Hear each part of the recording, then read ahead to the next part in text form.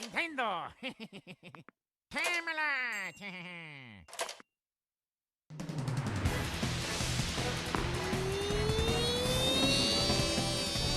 Oh, yours.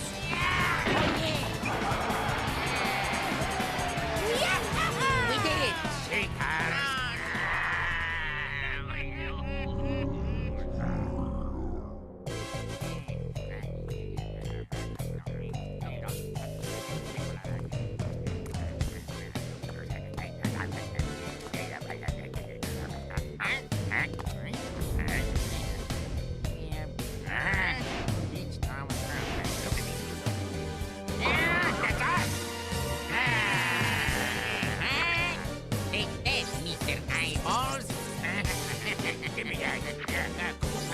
Hey, what's happening, gamers? How's everybody doing? Welcome back to Mario Power Tennis. This is part 3. Diddy is ready to play. So today's going to be Diddy Kong and some other characters. So far, we've completed Mario, Luigi, and Peach's tournaments.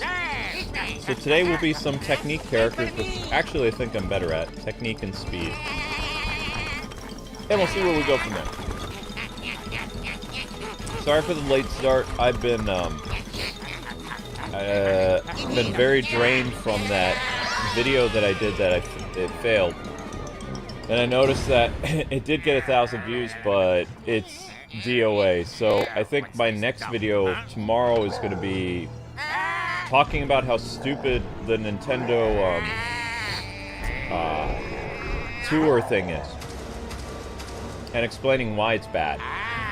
I think that's a more newsworthy video than just like an opinion piece about like what games we would like to see come to Switch 2, because that tour thing is real, and I can do a quick little video essay explaining why it's dumb.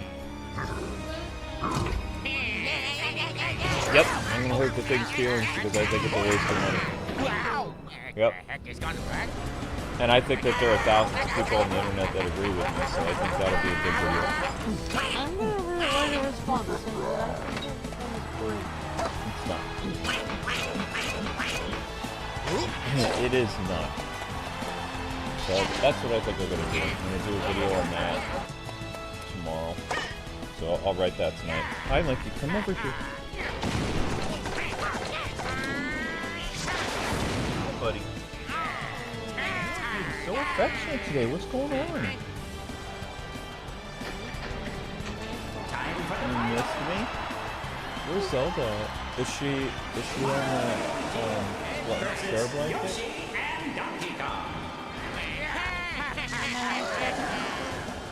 Yes, you are. I always keep a quick little eye on the cats to make sure they're there. I am an obsessed cat parent. Yes, I am obsessed with cats. Weird.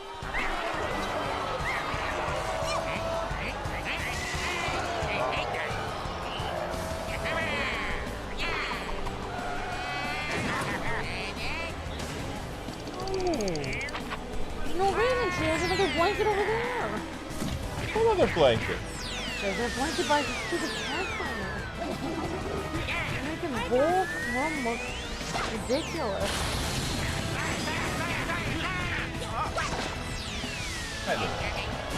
Whoa! I think only cats look. Yeah, only cats do this. We have 2 cats.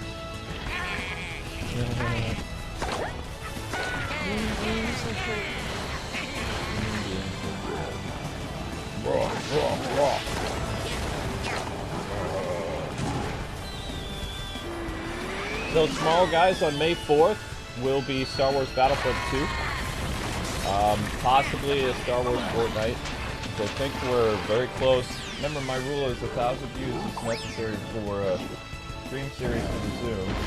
So the Emperor Palpatine video is at 940 views. So that means if you guys get 1,000 views on that by like the end of the day or whatever, you can easily do another Fortnite stream on Star Wars Day. But Star Wars Battlefront will be tomorrow. I'm looking forward to that. Amber and I are gonna run around and do some crazy stuff in that. That's gonna be fun. So I think Mario Power Tennis is going to take a day off. And then I think we're going to be starting... well, I mean, I don't know how well I'm going to do in Mario Kart 7 tonight. Like... don't know. We'll see. But it's time for Diddy! Diddy time! I almost said Diddy. Kong Racing! I almost said Diddy Party. Stupid Diddy. Ruining Diddy Kong for me. Okay, where is Diddy Kong? There he is. Oh, he's a speed character. Diddy says, it's time to party! He's a speed character? He's not a technique? Nunny? Who's technique?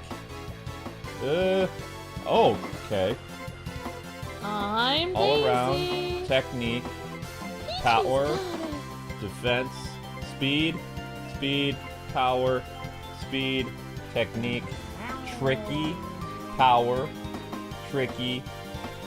All around. Wait, there's more than one Shy Guy? Wow. Wow. We're doing Diddy. Alright. The thumbnail looks weird to you. What do you mean? With Diddy Kong on it? What thumbnail looks weird?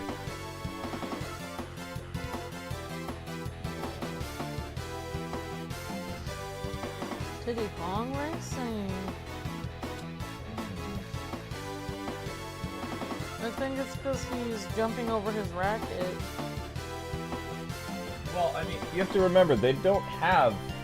This game came out when? It was 2000... Was it 2004? Yeah, okay. They're not gonna have a ton of characters. So, this game came out in 2004. You're not gonna find a lot of renders for this game anymore. Like, Mario Power Tennis came out on the Wii again as a port. When did Mario Power Tennis come out? Hi, Jade Rose. Hi, Misty Anna. Hi, William. Mr. Luke, there's only one Shy Guy. The other one is a Fly Guy. No. Not the same. No. Okay, so Mario Power Tennis re-released in 2009 on the Wii, and I don't own it. We don't own it because there was no reason to own it. You don't have it.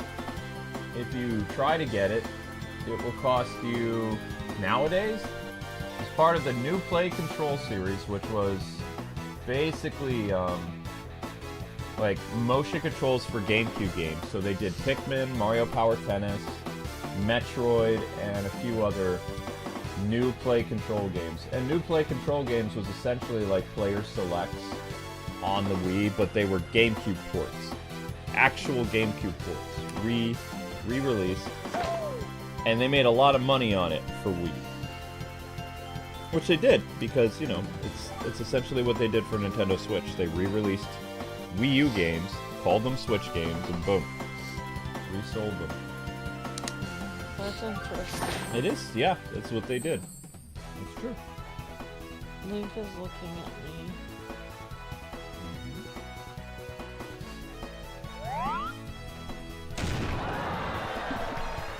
Did you scratch me last night, Link? You scratched me. Because I remember getting scratched 4 times as I walked up the stairs. That was painful. And I was carrying a drink of something, so I was like hoping I didn't spill it. Yep. So the new Play Control series consisted of games Chibi Robo, 2005 re-release. So that came out like around 2008, I believe, again. You had Metroid Prime Echoes, Pikmin 2, Metroid Prime, Pikmin, and Mario Power Tennis. So there were like 5 games that they re-released off the GameCube as part of Nintendo's new Play Control series, which didn't do that well, but this and Metroid was a pretty decent seller.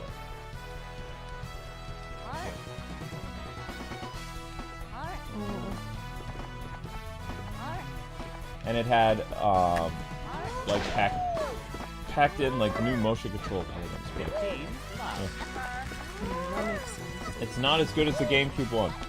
They also tweaked the graphics a little bit, but you can barely see the difference. So it was like, when it came to, okay, should we re-buy Mario Power Tennis? It's like, no. So what happened was, back in the day, Nintendo sent Amber and I a press copy to look at. It came in a special jacket. And then they sent us the return to sender packaging, like after we finished it, and then we sent it back to Nintendo after we covered it. Yeah, we do not actually own it. It wasn't until around 2011 is when a lot of publications would actually start giving the reviewers the game to keep. And then that didn't last very long because like 2 years after that, then they just gave people digital games for everything, which the community managers for different like companies like Nintendo, Sega, and Namco preferred doing the digital codes to game reviewers because then they didn't have to get rid of their physical stock. Yeah, it didn't really cost. I think it didn't really cost them. No, it cost them nothing. Yeah. So like they preferred to give, unless it was some type of care package like a special edition, or like, you know, something they wanted influencers to show like, off. Thank you, Right. Or show this off. Majority of the games that developers still send for review copies is digital copies. So that's why people are like, why is your Nintendo Switch collection and your PS5 collection and stuff like that, why don't you guys have very many physical games? It's like, did you not like those systems? It's like, no, our systems are drowning in digital because we work with game publishers and they send us codes. Yep. Except this year, I think out of like the 25 codes we got last year, we've only gotten 5 codes this year. So this year has been a really slow year. I'm sorry, Well, I mean, there's no real games. Most of the games this year are all RPGs if you really think about it. And it's the year of collections. So Lunar is an RPG collection that came out last month. You have an RPG collection that came out, plus a brand new RPG collection, or plus a brand new RPG this month called Expedition 33, which is like causing a lot of commotion on PlayStation and Xbox. Oh, I haven't seen that. I don't know what that Expedition It's a $50 game, and it's a really good RPG like Xenoblade. Xenoblade was a new RPG this year. Oh, you mean causing commotion as in people are actually playing it? Yeah, people are playing it. It's doing really well, and it's made by former Ubisoft developers. Oh, So wow. the former Ubisoft developers are basically taking a huge W, and Ubisoft, who made Assassin's Creed Shadows, didn't sell anywhere near as many copies as Expedition 33. Oh, wow. And Expedition 33 is a brand new IP by a brand new game studio. Well, that's Made up great. of former Ubisoft employees. That was the one guy who worked on Rayman Legends? No.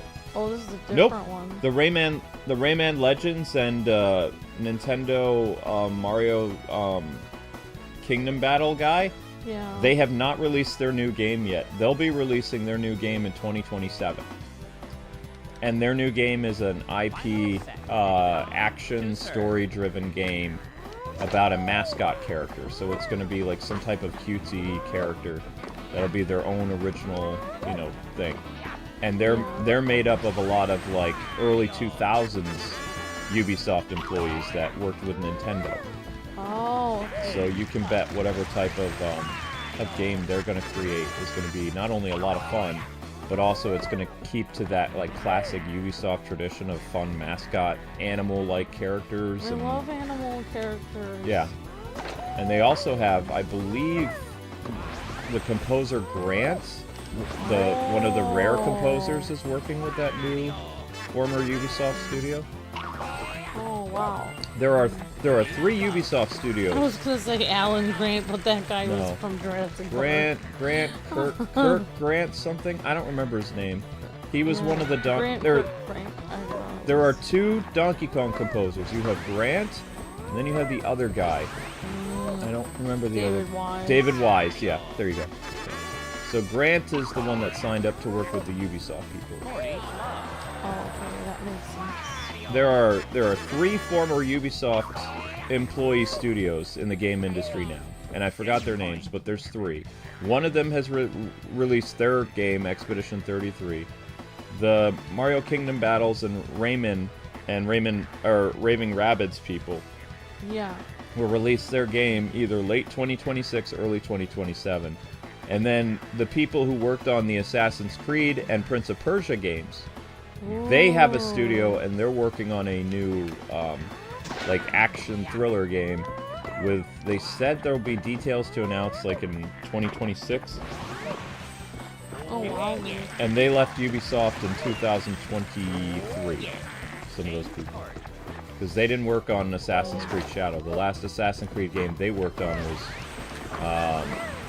not the one in the Middle East, the one before that. Valhalla, I believe. Oh, yeah. That one was alright. I mean, there were still some things I didn't like about it, but it was okay. Right. I mean, I liked seeing all the Norwegian villages and stuff. That was really cool. I liked how they would pillage people. That was fun. So the reason why we don't have a lot of like play control series games is because they don't offer backwards compatibility to the GameCube. So if you were to get the Mario Power Tennis or Mario Powered Up Tennis or whatever it's called, like they changed the name a little bit, it only uses the Wiimote. So you cannot use the GameCube controller. And the GameCube controller allowed a lot of Wii games to be incorporated into it. Oh, yeah. Sometimes. Woohoo! Monkey around. Nikki, you coming back up, buddy? It's like I'm thinking about it. I'm just thinking about it. Hi. It's like, you need my presence, which is full of cuteness. You need it to survive, so I will grace you with my presence. He is such a big boy. Look at how he fits there right in the corner there. He's like, I'm huge, but I can fit right next to you. I know, it's very cute. He says, I'm huge, but I'm wiry. I can easily snuggle in next to you. Yeah, video games is just fascinating in general. Oh, okay. Continue. We're almost done with Mushroom Cup already. So this stream will focus on Diddy Kong, maybe I don't know, maybe I want to put a Shy Guy on the thumbnail. I want to pick an obscure character that's hard to get a picture of. So I think I can get a Shy Guy, like, picture of him holding a racket. So I think I'm going to go with, like, Boo or another character that's really hard to find an image for. That makes sense. Yeah, it makes sense. But yeah, I'm really super bummed about that video that I worked like 2 days on. So,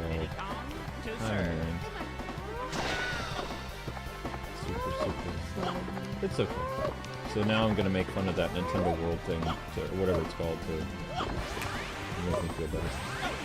Yeah, and watch you probably just ranting about. Well, you probably won't rant. I'm gonna make a constructive essay. It's be like a 10-12 minute video explaining why it's bad, and we're gonna go over and look at Wii Sports and Nintendo Land and a bunch of other stuff to explain how those games were better executed, being tech demos for their respective systems. I want to see someone make a video that's just like, I'm gonna explain to you why this is dumb. It is dumb. And here it is. This is a game, and as you can see, it looks dumb. End of video. No, you have to formulate a little bit more of a constructive argument than that. You can't just say this is dumb because it's dumb. Because look at it. No, you have to explain your reasoning. This is why it's dumb. When you look at Nintendo's past creativity of Wii Sports Resort, Nintendo Land, it's a poor excuse of not even a pack-in game. Like, I would not want that tour thing as a pack-in game because it's not worth it. Aww. I wouldn't even want that thing for free. Wow. It doesn't have the same core of excellence as most Nintendo things. It doesn't. It shows the new company of Nintendo compared to the people from 20 years ago that actually went out of the way to make something fun for people to play right out of the box. It's true. Wow, Lou. It's true, though. This game is crying. The game is crying. The game's not even out yet. You can't even call it a game. It's a tech demo. It's a $10 tech demo. You're hurting its feelings. You know what it's like? It's like when we were kids, there was something called shareware games on PC that were free, and you would get them at the store, and then if you liked it, then you could buy the full game by calling a number or I don't remember how you got. I think we went to a website and paid money to get the full game. You could get part of the game in the store, and then you had to pay, you know, everything to get the full game. Monster Bash was a game like that, and One Must Fall, and a couple other games. Even Warcraft I think had a shareware version. So it's like a PC shareware game from the 1995, but it's not worth buying. Wow. Yeah. And shareware games were all worth buying. They were all fun pieces. If I was the game, I would be crying. Yeah, I know.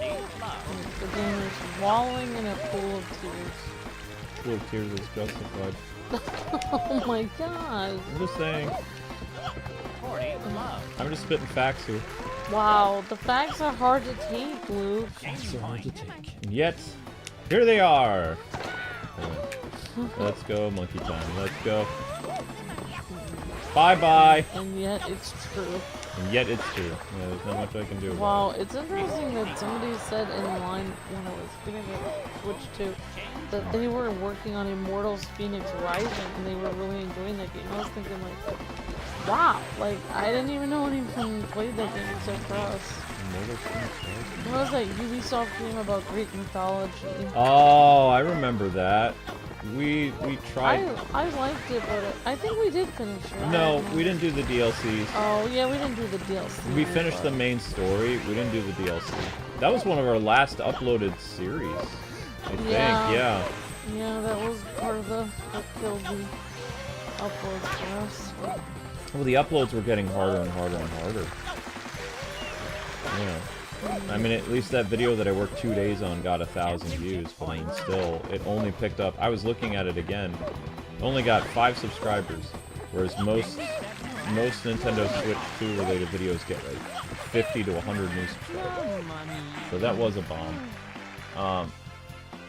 I guess people don't like the top 10 format anymore. I don't know. Well, I mean, I don't know what it was. It could have been a number of factors. It could have been tags. It could have been what time of day it went up. That it went 1 o'clock instead of noon. 1 o'clock instead of noon. Could have been a lot of I have different noticed things. that videos that go up Sunday do a lot better than videos that go up Friday and Saturday. Videos that go up at... Hey, look at that! People are probably more alert. They're not like, oh, Saturday. People are just Look how expressive! sleeping. People said the rare character designs are not expressive. It's like, look at Yes, Diddy they Kong are. and Donkey Who Kong. said- They look who? fine. People like the new Donkey Konga thing. He has more expressions. It's like they just showed how cute like No. Diddy and Donkey Kong can be, like in the rare style. I don't think it's more expressive. Yeah. What's up with that? I don't know. They're great. We need to find Zelda, Link. Where's Zelda at? Probably. In the basement? She's probably being sus. Were you in the office at all today? I don't think so. I can go check. I'll go check. Alright, Diddy Flower Cup.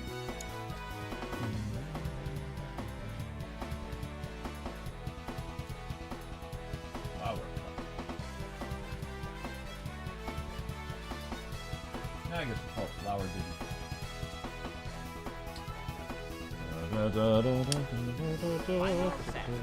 So I have a art picture of Donkey Kong, so I can use Donkey Kong on the phone. I have a Shy Guy image. I don't have Boo.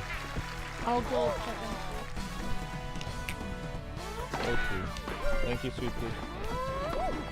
Take that, pesky plumber. Boom boom.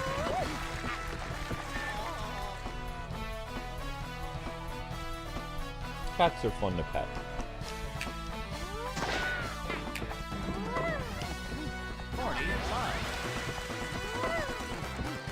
Audio. Da da da da da da da da da da. Okay. Ah! He was in the basement the whole time? Okay. Haha, no way! He pulled that off? Ha! You got smoked, son. Goodbye. 15 seconds.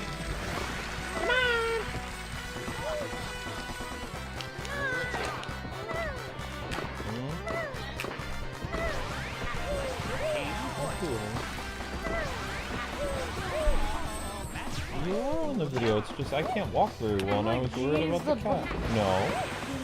Just worried about the cat. I have to keep an eye on them and make sure they don't misbehave. Look how big his paw is. Look a big paw. Oh, I beat Luigi already? Wow, that was sad. Wow, Luigi. I beat you already, guy. Very sad. Yep. Very sad indeed. But I think today is the last day that we're doing Mario Kart 7. Because, for one, it's a pain to hook up, and two, mostly it's a pain to hook up. Yep. Yeah. And I don't like the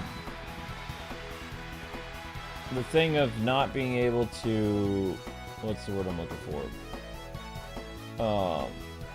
Be able to see the chat and, like, rally them and organize and stuff like that to do, stuff. It's kind of a pain. So, I'll give you guys a little bit of a Xenoblade update. I'm still grinding. I'm currently at a level 54. Wow. It's taken me a week to hit level 54. So, yeah. That happened. I'm not bringing this series back until at least I'm like a level 60 something, so we can beat the final boss. And what's going to happen is we're going to have to get out of our mech and destroy him that way. Yep. Oh, you have to like step out of the mech. You have to step out of the mech. Step off. Yep. Step it up. Well, because the mech runs out of gas. So, Yeah, that makes yeah. sense. Because what's going to happen is I'm going to end up dying over and over again anyway, and then the game will lower the difficulty. But they only lower the difficulty from level 40 to 35, so that means in terms of scaling, my character needs to be a level 65 Oh wow. at the very least. Well, actually, at the What level are you now? 54. Oh my god. When I fought the boss, I was level 50. So Wow. I've only been able to go up, and I don't even level up every day, so I've been playing it about an hour and a half every night, and I've only gone up a little bit. Like, it's taken almost 2.5 nights to go up one level every night. If I'm up late at night some night, you can show me what to do and I'll just sit there, and if you show me how to save, you can take me to an area I can grind at. It's a level you replay over and over again where you get 7,000 experience. Because it's really hard to level up doing quests, so it's a special mission that when you hit level 50 you can take it, and it gives you a experience of about 7,000, but it's only helping me get up to level 54 over the course of like almost a week's worth. So it's still not anywhere near where I need to be. And you basically just replay the level over and over again. I recommend turning off the music because the music's so ambient that you're going to get like hypnotized and you get tired. Yeah. So I was basically putting on Nintendo metal music and just running around while I was eating my dinner and stuff. And that's how I did it. Yeah, that's what I do. Or sometimes I listen to documentaries or books on tape. And then what happens is I fall asleep while I'm grinding. Like, I'll sit over there on that little couch over there, and then listen to a book on tape, and then I'll fall asleep. Second set. Diddy Kong to serve. Diddy Kong, let's go. Ba-bam. Hee hee hee ha ha. Hee hee ha ha. Diddy Kong is so cute. Diddy Kong has his... I don't know why he's a Diddy. I'm just gonna spike him. I feel like the little monkeys in the Donkey Kong game kind of look like Diddy Kong, but like a less good-looking version of Diddy Kong. Less good-looking version. An uglier version of Diddy Kong. Not as cute. Not as cute as Diddy. They purposely made their faces not as cute. Maybe they're trying to do that to make Diddy Kong stand out if he gets added to the game. Right. Now I want to see Donkey Kong Jr. in the game. Yeah, Donkey Kong Jr. is Donkey Kong. I know. But we have Baby Mario. Why not Donkey Kong Jr.? Baby Mario is just Mario from the past. And how is that different than Donkey Kong Jr.? I don't know. Donkey Kong Jr. grew up to be Donkey Kong. Nintendo already confirmed it. And he can have his past self.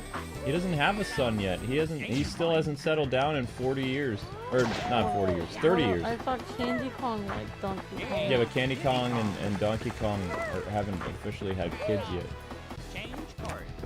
We don't even know if he's married to her. We'll find out in Donkey Kong Bonanza if she'll even show up again. Don't know. I can't picture the Donkey Kong from Donkey Kong Bonanza being married. Yeah. Since he kind of acts like a little dog puppy. I still don't. I don't like the new design for Donkey Kong. It's gonna take some getting used to. I can't even say what it looks like because everyone seems to be like covering for Nintendo, so I'm just... Well, let me just explain what it was like. In the 80s, we had a very cartoon-looking Donkey Kong, and he didn't look very cool. And then all of a sudden, when Donkey Kong Country came out, Donkey Kong's new, updated, modern look got everybody talking. Like, he looked cool. Wow, Donkey Kong... This is a Donkey Kong game? It's like, he's got a tie now, and... He had more respect. He looks a little bit more, we didn't say Riz back then, but he had, you know, he had a aura about him, and he was large and in charge. yeah, I mean, there was just something about him. He was just like oozing charm and things like that, and he looked a lot better than the. We went back to the cartoon Donkey Kong design of the '80s, essentially. Yeah, we did, and it doesn't look very good. Yeah, I don't know what they were thinking. It's reminding me of how Donkey Kong looked 40 years ago. I think it has to do. I think that if they had not sold Rare, I think they would have not changed the design. They didn't change his Rare design for 30 years, Sonny. Yeah, but they sold Rare, so they technically don't even have the rights to that they design. They incorporated their classic Donkey Kong design in the Mario movie in 2023. But wait, what year was the Mario movie? Was it 23 or 24? No. Was it 2022? Hey chat, what year was the Mario movie with Chris Pratt? It's a me, Mario. Was it 2022 or 2023? Because 2024 was Sonic. Was it 2 years before Sonic 3 or was it 1 year before Sonic 3?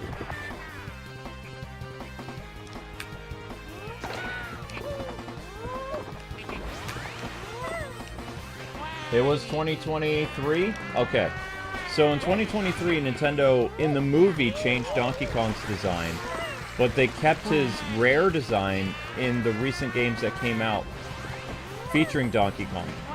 Yeah. It wasn't until Switch 2 that they decided to update his design in 2025. Maybe Microsoft sent them a letter and was like, hey, we own Donkey Kong now, and if you even think about using his old design. Nintendo just wanted to stop using the Rare design because they're trying to make Donkey Kong look like a more approachable character. They're trying to make him look like his cartoon version because they're trying to make a more globalized version of Donkey Kong.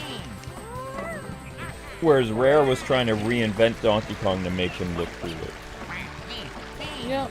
Cool looking characters aren't popular anymore. And Retro Studios, the Rare spin-off company of former Rare employees that stayed at Nintendo and created Retro Studios, when they redid Donkey Kong Country and created the Donkey Kong Country Returns franchise, they kept the Rare design and just updated it a little bit.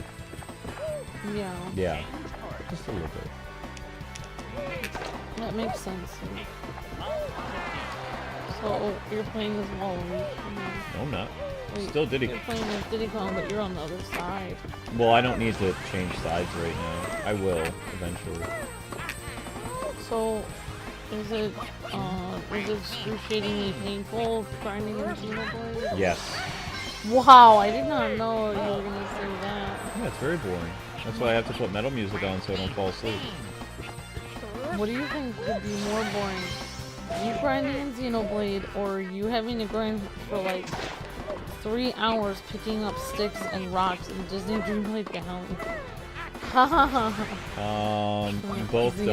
Both don't sound very fun, but Xenoblade is more boring. Right. Yeah, because I think Xenoblade would actually be worse because all you're doing is just shooting the same enemies over and over again. Well, you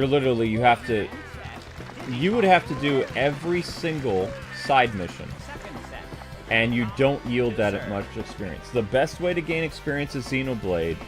You have to get the bunny girl costume. And in order to get the bunny girl costume, you have to go through an insane amount of like high-level monsters to get the parts to craft it.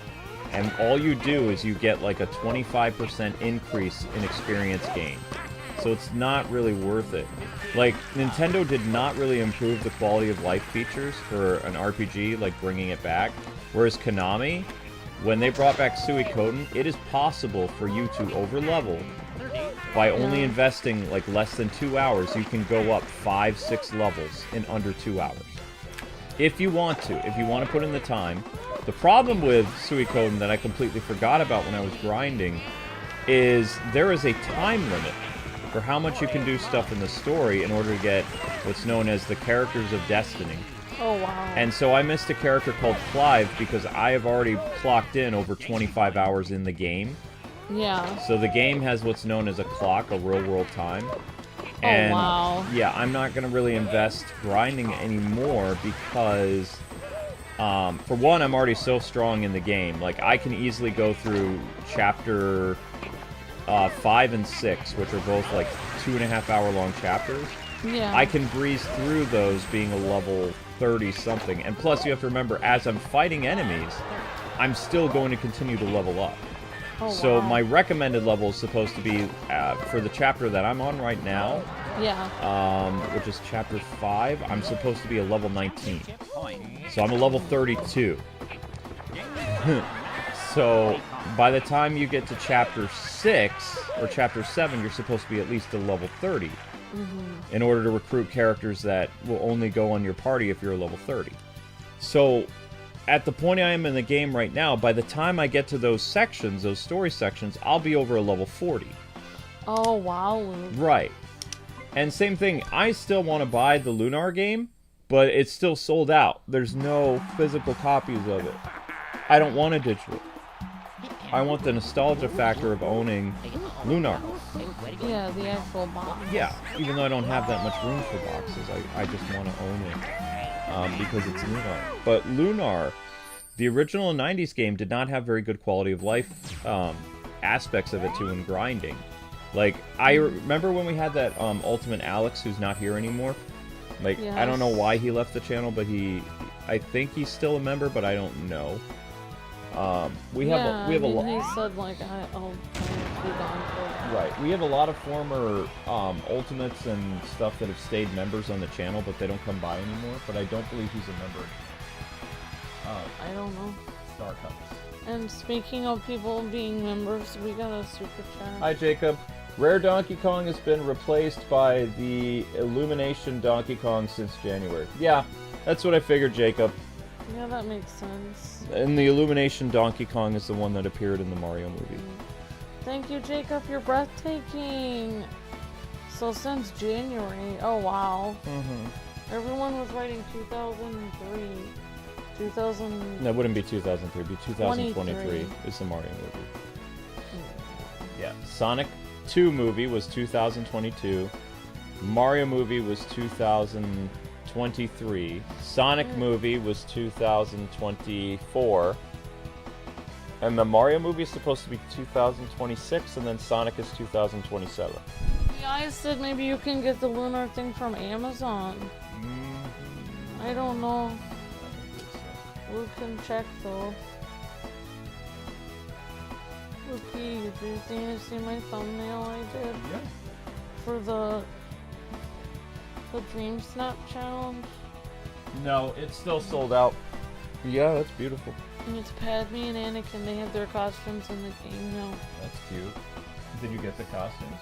They cost real money, so I just got one thing. You got the girl's dress? No, I got R2-D2 as a pet.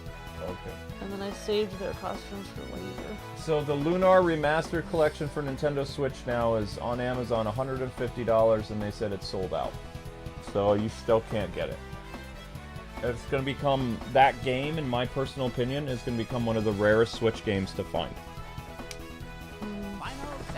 So originally it sold for $49.99. Now it sells for, like, on most online stores, $150. And it came. Holy. Yep, and it came out in March, the end of March. Oh my god. Oh wait, didn't it come out in April? I think it came out the first week of April. Wow. Yeah. Holy shit. So I'm probably gonna have to end up getting it digitally, but I don't want to.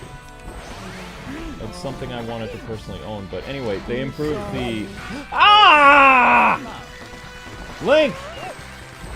Stop stabbing me! If you have rabies, I swear to God. You better not have rabies, Link. His rabies shots are coming up. Luke will be very upset if you have rabies and Luke starts foaming at the mouth. Well, I only live for 10 days. There is no cure for rabies. Well, I don't like that. Oh, Luke. What? Your last episode of Multiverse finally got 1,000 views. Good, then we can do a finale stream. Yep. Yep. The last day of Multiverses is May 30th. You can finally do a finale stream. Yep, I can do a finale stream. And say goodbye to it. What a missed opportunity with that game. Oh well. And if they had not announced it was going to die, that video probably would have taken like 3 months to get 1,000 views. Did it take 3 months? I don't know. know. It didn't take 3 months. It took a long time. It just, I mean, even yesterday it didn't look like it had 1,000 views, so it just finally got 1,000 views.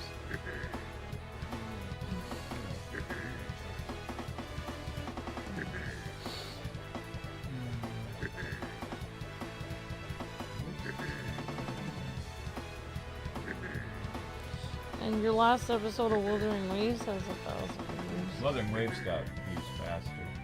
But some of the other episodes of Wuthering Waves now don't have 1,000 views. March 18th was the last time, so for over a month we haven't done a Multiverses video because it's taken a month to just, I think the stream ended at like, what was it, like 800 views? So it took a month to get 200 views. This is why I hate shadow banning, because sad. It's very depressing. It is 100%. It took a month to get 200 views. Yeah. 200 views, it took a month. That's insane. It is so humiliating. I can see why people quit. It's just mortifying. It has nothing to do with pride or anything either. Just like, it's just embarrassing. Yeah.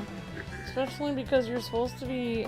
My Monster Hunter video for March 20th is still not at 1,000. It's 980. Yeah, we're still waiting on it. Still waiting on it. We can't even... They supposedly have new stuff going on in Monster Hunter, and we can't even cover it. Nope.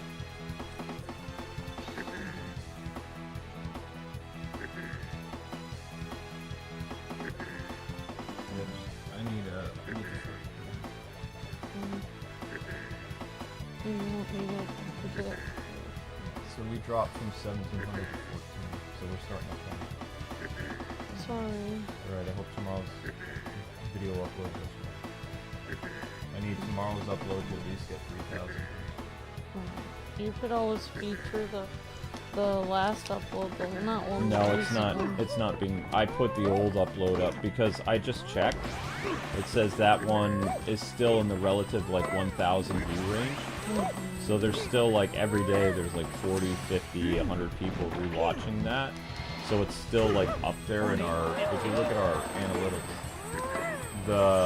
these popular games won't work on Switch. It's still like number 2 or number 3 on the channel with like a few like at least like 50, 60 people watching it every hour. Whereas a brand new upload, that took all day to get 1,000 views, which is pathetic, has 2 people watching it in the past 60 minutes. A upload from April 27th still has more people watching it than a brand new uploaded video. Like, that's just sad. Very, very, very, very depressing. Very depressing. And Diddy feels depressed now because his dad, I mean uncle, got it. Well, Diddy has a new design too. They changed up his shirt a little bit. He has more stars on his shirt. More stars? Yeah, there's a Illumination Diddy Kong and Dixie Kong. You might see them in Donkey Kong Bonanza, or you'll probably see him show up in... People are saying he's gonna be in Mario Kart. It's cute that Diddy Kong does like a little handstand when he does. Oh, Diddy Kong's adorable. He's so cute. Yeah. Hee hee hee ha ha. He's more cute than Ai the monkey, because at least he's not mean like Ai is. Doesn't make people go on a death like roller coaster in a ball. Yeah, I'm gonna try calling our game store and see if they got it in, but I don't think I don't think they can get it in because they can't deal with the scalpers. Nobody understands why the Lunar thing is so expensive now, but they increased the price of it. I mean, if Amazon increased it to 150, that means it's such a rare game that when they get it in, it's such a high demand item, but it's original. If you buy it online, it's still $40, like digitally, 40 or 50. I guess people have to camp out at the game store. Wait for Nobody was expecting it to be like one of these sold out things, especially on Switch. I think you can get it physically for PlayStation, but I don't know. I don't think so. But for Switch, it's going to end up becoming one of those, like, 10 years from now, people will be talking about the rarest, like, physical copies of Switch. Yeah. Lunar's going to be up there. Yeah, that makes sense. I have used my jetpack. Diddy Kong, use your jetpack. Yeah. Diddy Kong, use your jetpack.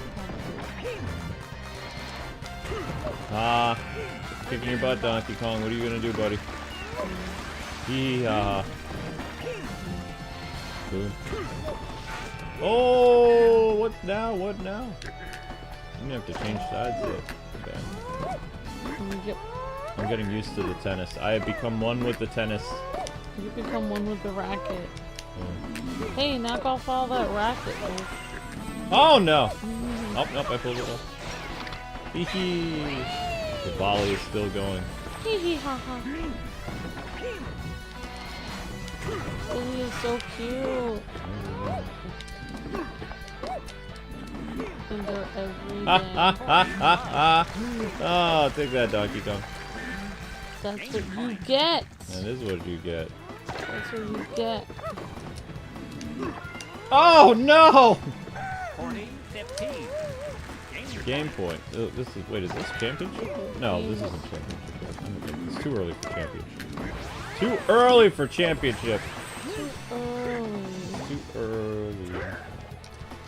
Oh! Oh no! Go K-Wing. It's your birthday. Hi, Sammy.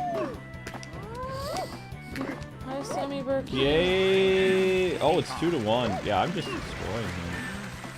I'm just doing this so casually, too. You realize this is a very hard game to play. Yeah, I'm just casually beating down. Well, actually, when you said you were really exhausted, I was like, well, I guess I could play it. And then I was thinking, like, I really hope you wake up because I don't think I'm really good at this. Well, I mean, it's hard to do the 3DS capture card to get like Mario Kart and stuff working. But I need to dig through our collection and find Mario Kart 8 on Wii U. I don't know where it is. I can't remember if we did a digital copy of that game or if we had a physical.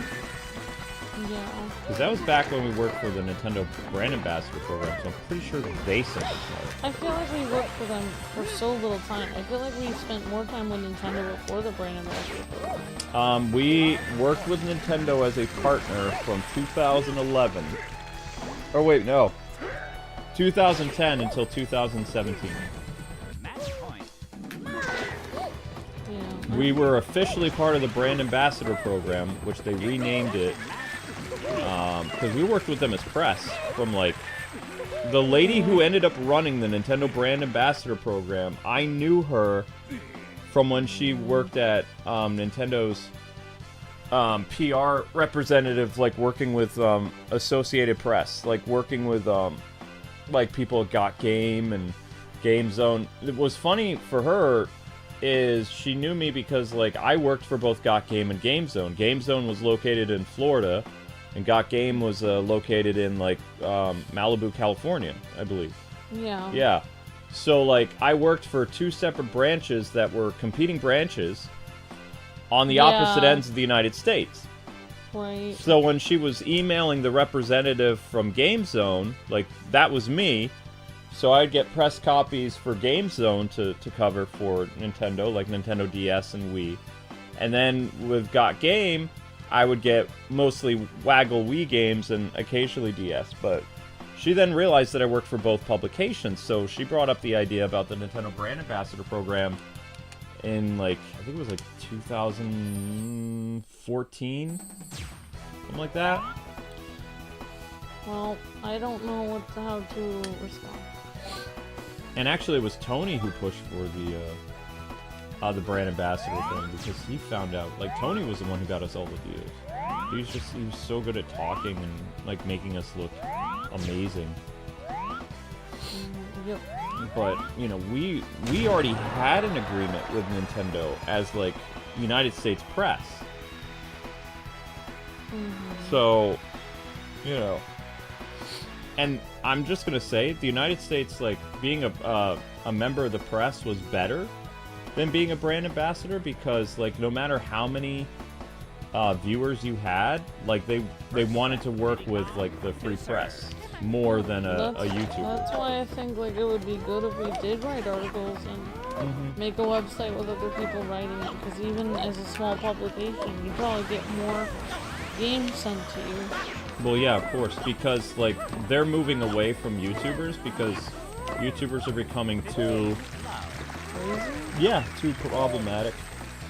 And they have, like, a more... Before, like, the press wasn't really something that worked well anymore. And now, because of, like, what's happening with all these activists getting fired, like, gaming press is kind of coming back. It's making a comeback. Like... It would be really good for, if you're going to get into the press scene, gotta get a website off the ground before 2026. Although, how to do that, I don't know. Like some type of WordPress site or something where you can write and upload things. But I don't know how to do that.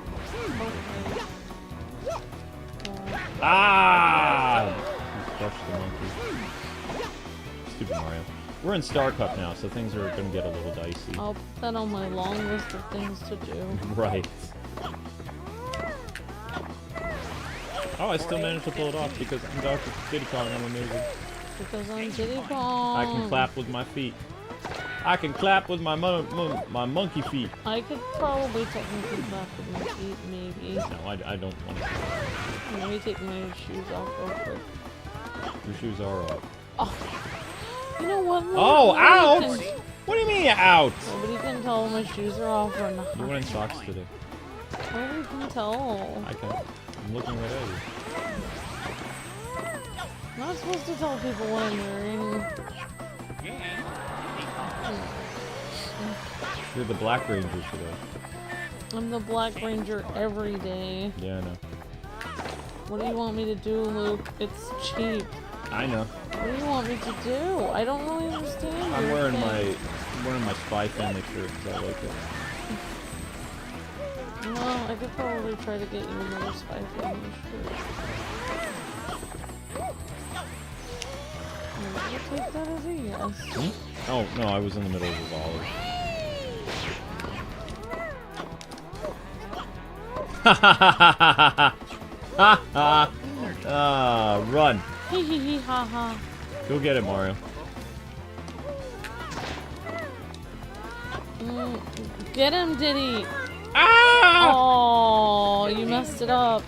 Well, it looked like I was in the star, but I missed it, yeah. You choked. I choked. I will still get him. Coulda, woulda, Shoulda. Didn't! Do or do not, there is no try, Diddy. Oh my gosh! Got him.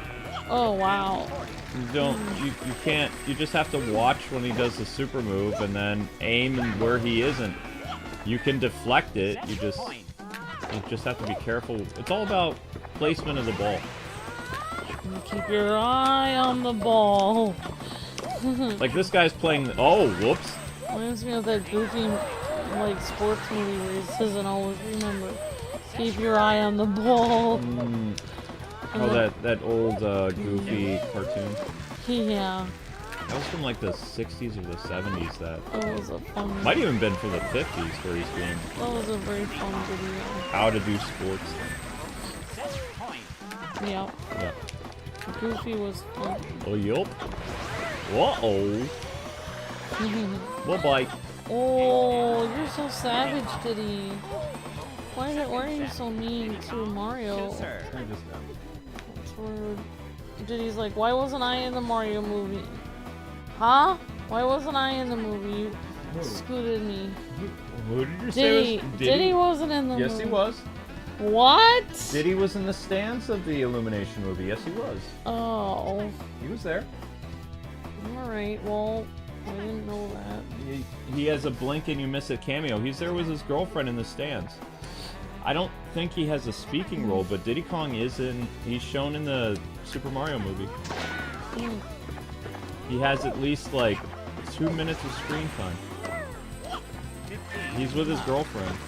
They're like inseparable. Aww. Yep, they're cheering on Donkey Kong during the the Mario tournament.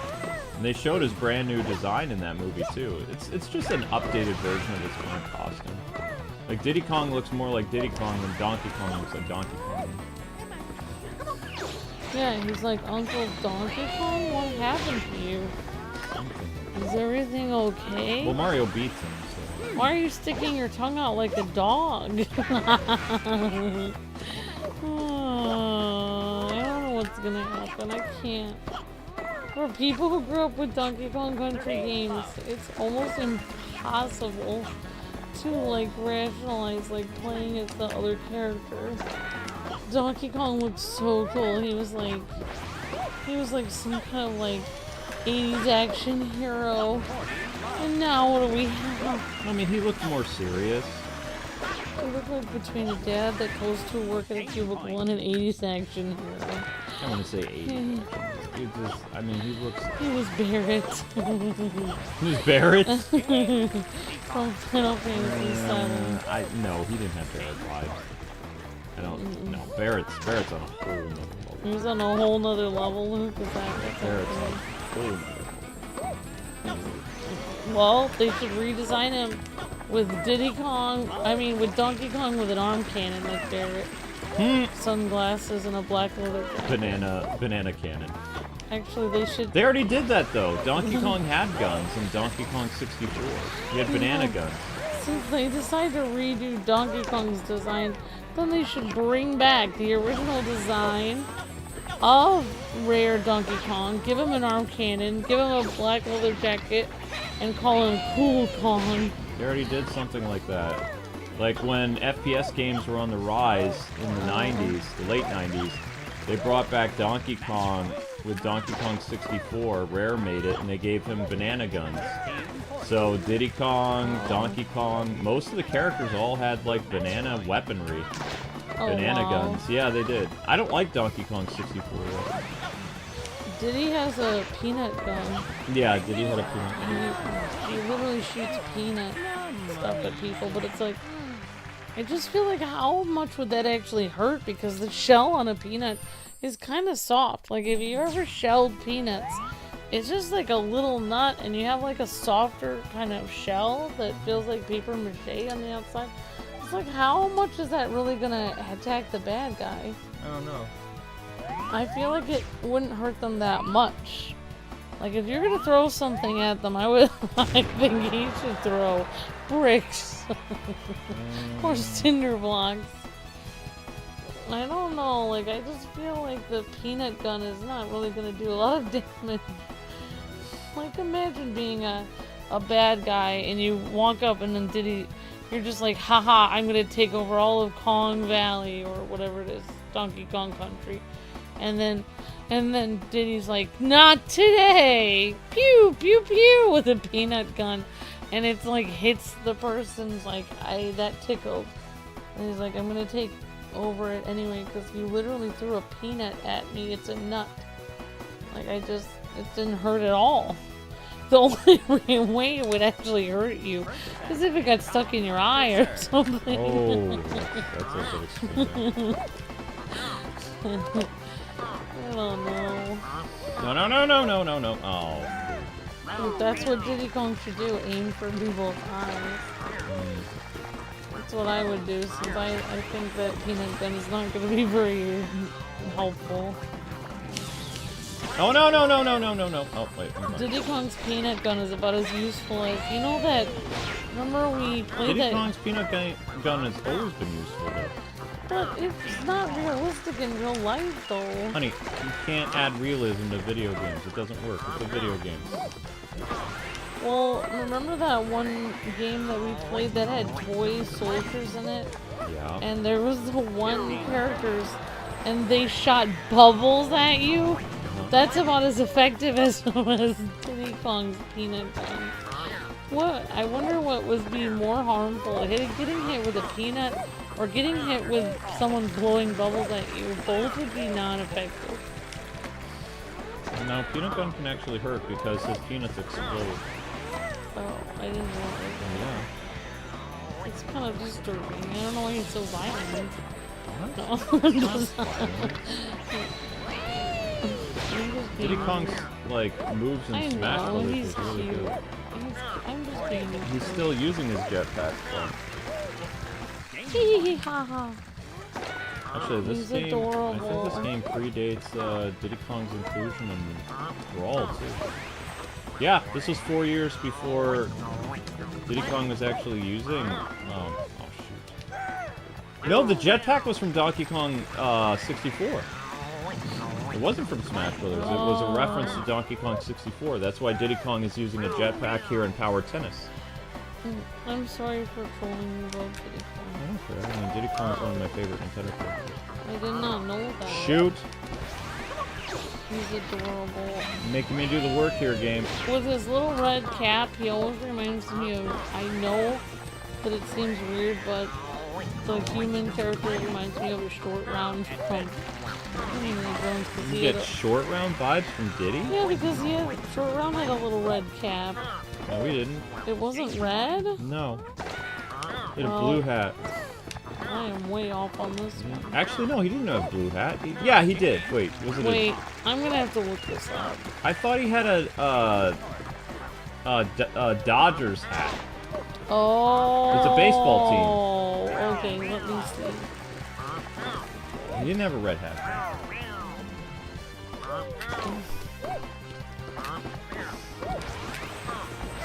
Oh, you stinker. If you look at what the Shy Guys are wearing, it kind of looks like they're wearing this giant overstuffed red hoodie. They're not wearing a hoodie, they're wearing it's a robe with a mask on it. Oh, that's a robe? Yeah, they're wearing a robe. And he's got the Shy Guy mask, like, stapled on his face like he's Jason Voorhees. I don't think it's stapled there. He's got a band around his head. Luke, Look at it. Look at it. You can see it. He's got a band strapped around his head to keep that creepy mask on. Yeah. Yeah, we don't know what they look like. They could be disgruntled toads for all we know. You could totally make a cosplay of Shy Guy by having a huge red hoodie or a robe and then making a paper plate and putting a mask on. Yeah, see, Sammy Bear King said he even had a blue hat. So he probably had a Dodgers hat. It wasn't a Yankees hat, because Yankees wasn't blue. Oh, Short Round had a Dodgers hat? Yeah, I think he had an LA Dodgers hat.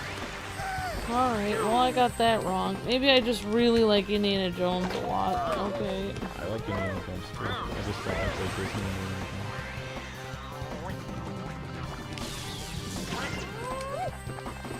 Oh yeah, he did not have a red hat.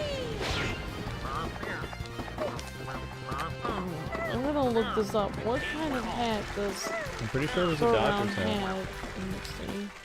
The Dodgers were really popular back in the 30s and 40s, so it's likely it was a Dodger. The Brooklyn Dodgers. They would have been... Wait. Yankees, it says. He's wearing a Yankees hat? In one of them. Okay, there's different pictures of him. I think he has different hats. I thought the Dodgers were in Brooklyn at one point. Well, unless we're on an alternate Earth, there. What symbol is this on his hat? So his hat is like blue and white, or blue and tan, whatever it is. Are we in an alternate Earth in which he's wearing something else?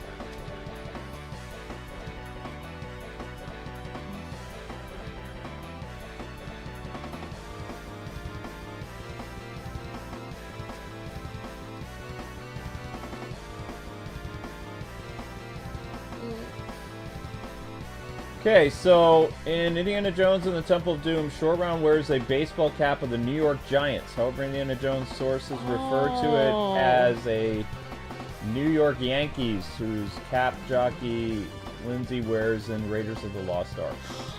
What? So it's actually the New York Giants, but they say it's a Yankees hat? Temple of Doom, Short Round wears a New York Giants baseball hat. There are no New York Giants. They became the San Francisco Giants. New York Giants baseball.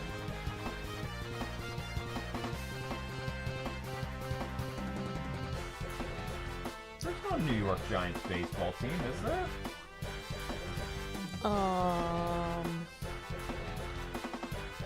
They don't have 3 baseball teams. I mean, they have. I mean, I don't know.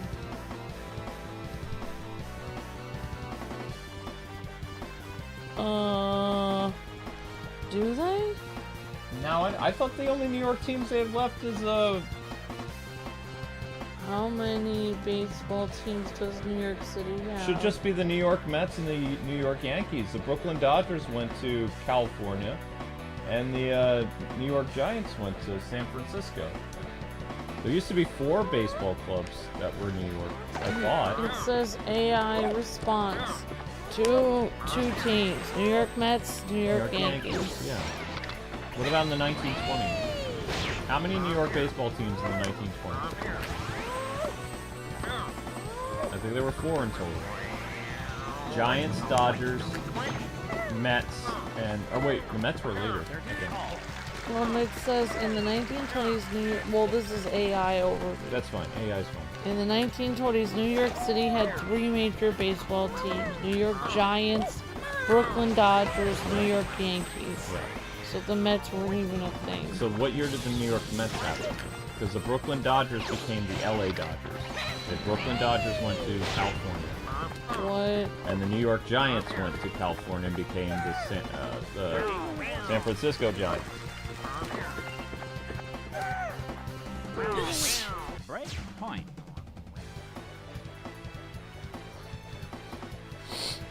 And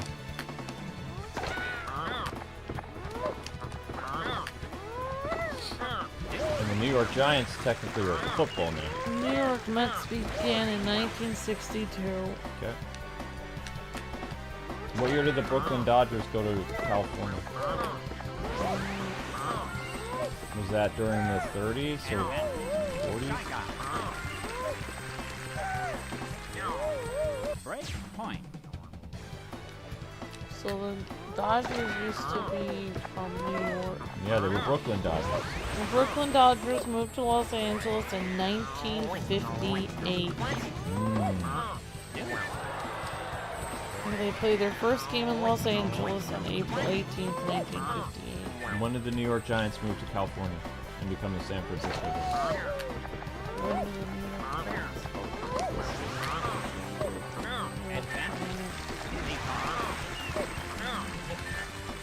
Game point.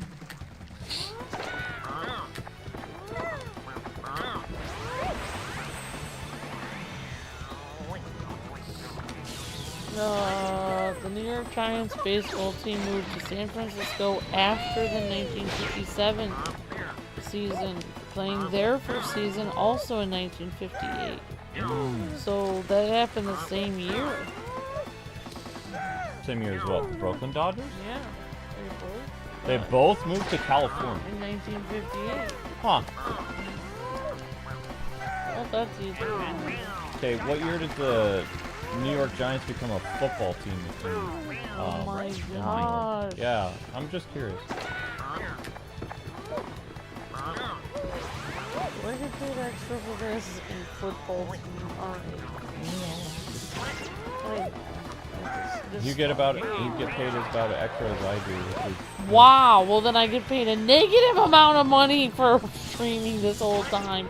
Great! until we hit 1,000 views. Great. We make $0. Great! Yeah. Great! Alright, what year did the New York Giants become a football team? Why would they go from baseball to football? No, they became. There was a baseball team called the Giants, and then there was a new team in New York called the New York Giants football team. 1925. Wait, the Giants were a football team in 25? It says New York Giants NFL football. How could they have two teams called the Giants in New York? I can see why one of them moved to California then.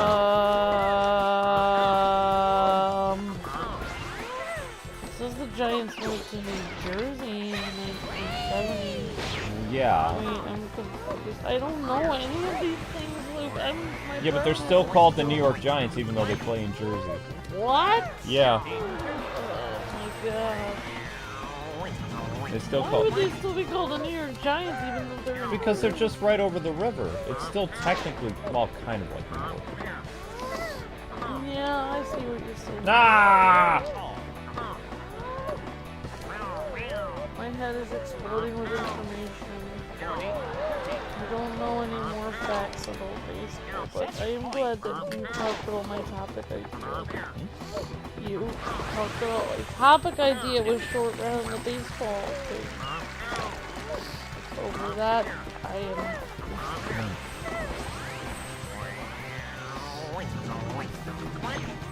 Struggling against Shy Guy, I'll beat him.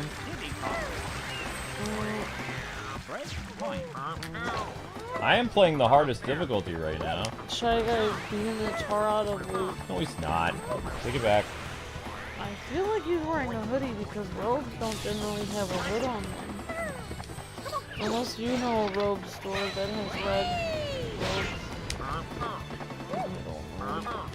And he's wearing Colt apparel. He's wearing Colt apparel. The tie game still. Oh, maybe that one girl that you knew in high school was wearing a red robe to school. Darn it. Maybe she liked wearing robes to school and No. meeting out in the woods. No.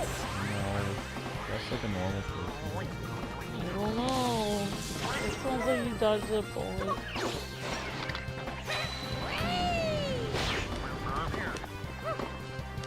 No, no, no, no, no!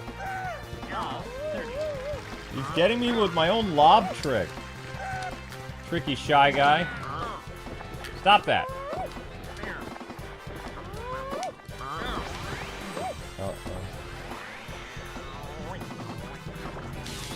No, no, no, no, no, no, no, no, no, no, no, no, no. I'm in trouble. He's gonna break my suit. So I guess the Revenge of the Sith movie that they put in theaters again did pretty well. Made more money than Snow White. Made more money than a lot of They stuff. made back all the money that they were gonna lose.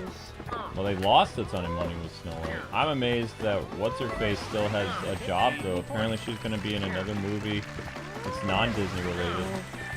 Yep. Why? Because people don't learn their lessons. The thing is, she's a good actress. She just needs to shut her mouth, that's all. She needs to stop with the... Nobody likes political From the activists. scenes I've seen, I don't think she was a very good actress. She was good in that Shazam movie. She was in the Shazam. She was in the Shazam movie. She played the Freddie Freeman's girlfriend. She was one of the The Amazon ladies or whatever. Yeah. Okay. She played Freddie Freeman's girlfriend. So she played a side character? No, she had a big role in that movie. I don't remember. And she's appeared in other movies too where she was decent too. It's just I don't know why she decided to grandstand and open her mouth, but there's a lot of Hollywood people that do that. I would like grandstanding because then everyone would be focusing on me instead of the movie. And I'd be like, why would you care about the plot of this movie or how nice it is for people to take their families to? I want you to focus on me. I'm the star. Me. It's called Snow White. It's not called... It's Snow Me. It's Snow Me, thank It's you like, very much. you're gonna be a great Snow White, Rachel Zegler. I'm gonna be the next me. It did feel like she was kind of the new Brie Larson. Like, because she's making the same PR mistakes that Brie Larson made early in her career.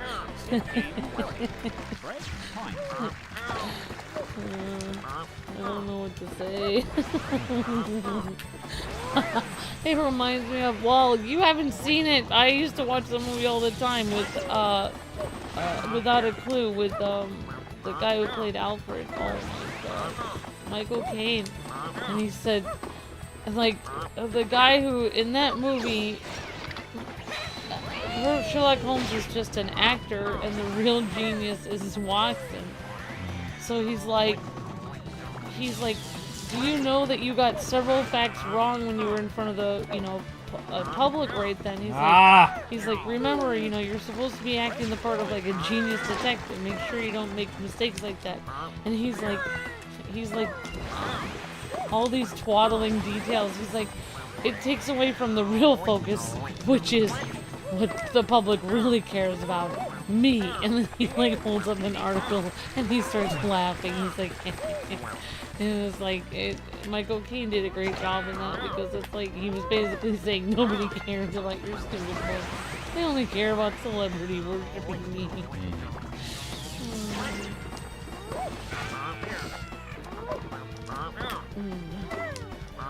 Actually, Shy Guy's kind of beating me a little bit. We're in the tiebreaker. If I lose this, like, he might win the championship.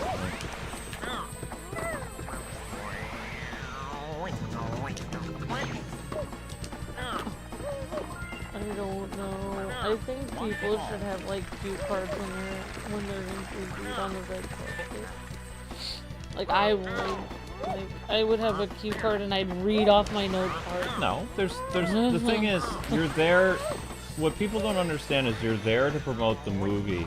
Like, when I was a kid, when you had Arnold Schwarzenegger and all these other people go on television and talk about their movie, I know this is going to shock a lot of people, but all they did was talk about their movie and what it was like filming it and what kind of cool stunt they did or what the premise. No, they're there to promote their product. Oh, so he wasn't like, oh, and I'm also starting like a political campaign to help with like go against people that don't recycle. No, I'm being completely honest. Like, they did not talk about anything other than their movie. So they focused only on what it was like filming the movie? Yeah. Wow. The interviewer would ask them questions. So, you have a clip for us. Do you want to talk about that clip? Yes, I'll give you some behind the scenes. Well, in the scene, actually, I got electrocuted a little bit.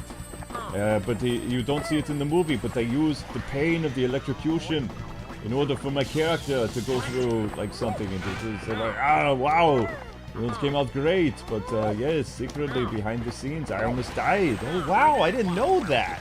Well, let's check out the clip. Yes, we're going to watch the clip now. So, I mean, it was stuff like that. Jackie Chan, when he came in, there was a scene in Super Cop or whatever, he fell off a helicopter or something, so he's talking about the scene. He's like, yeah, I almost died falling off a helicopter. We're going to watch that scene now. Oh, that's horrifying. Right, but, I mean, it's just they were there to promote their movies. So they didn't, like, talk about their personal problems? You can talk about all kinds of stuff when you're there. You don't have to bring up your... I didn't know what half of the people, like the celebrities or sports people, thought about politics until at least the mid-2000s. Like, I had no idea. Yeah, why? Yeah, I mean, like, even, like that, I just remember that there's that famous clip of, oh my god, the guy from the internet, Denzel Washington, and he said, "Why are you asking me? I'm an actor." Yeah. It's like, exactly. It's like, I mean, he probably actually has a good opinion about stuff, but it's like he doesn't want to share it because it's like it's not part of his job. Yeah, I mean, Ben Affleck was famous for doing that too. He was on a, somebody was asking him about what he felt about some type of issue, and he says, well, on honesty, he says, you know, I probably have a similar opinion to you, but I'm here to promote my movie, The Accountant.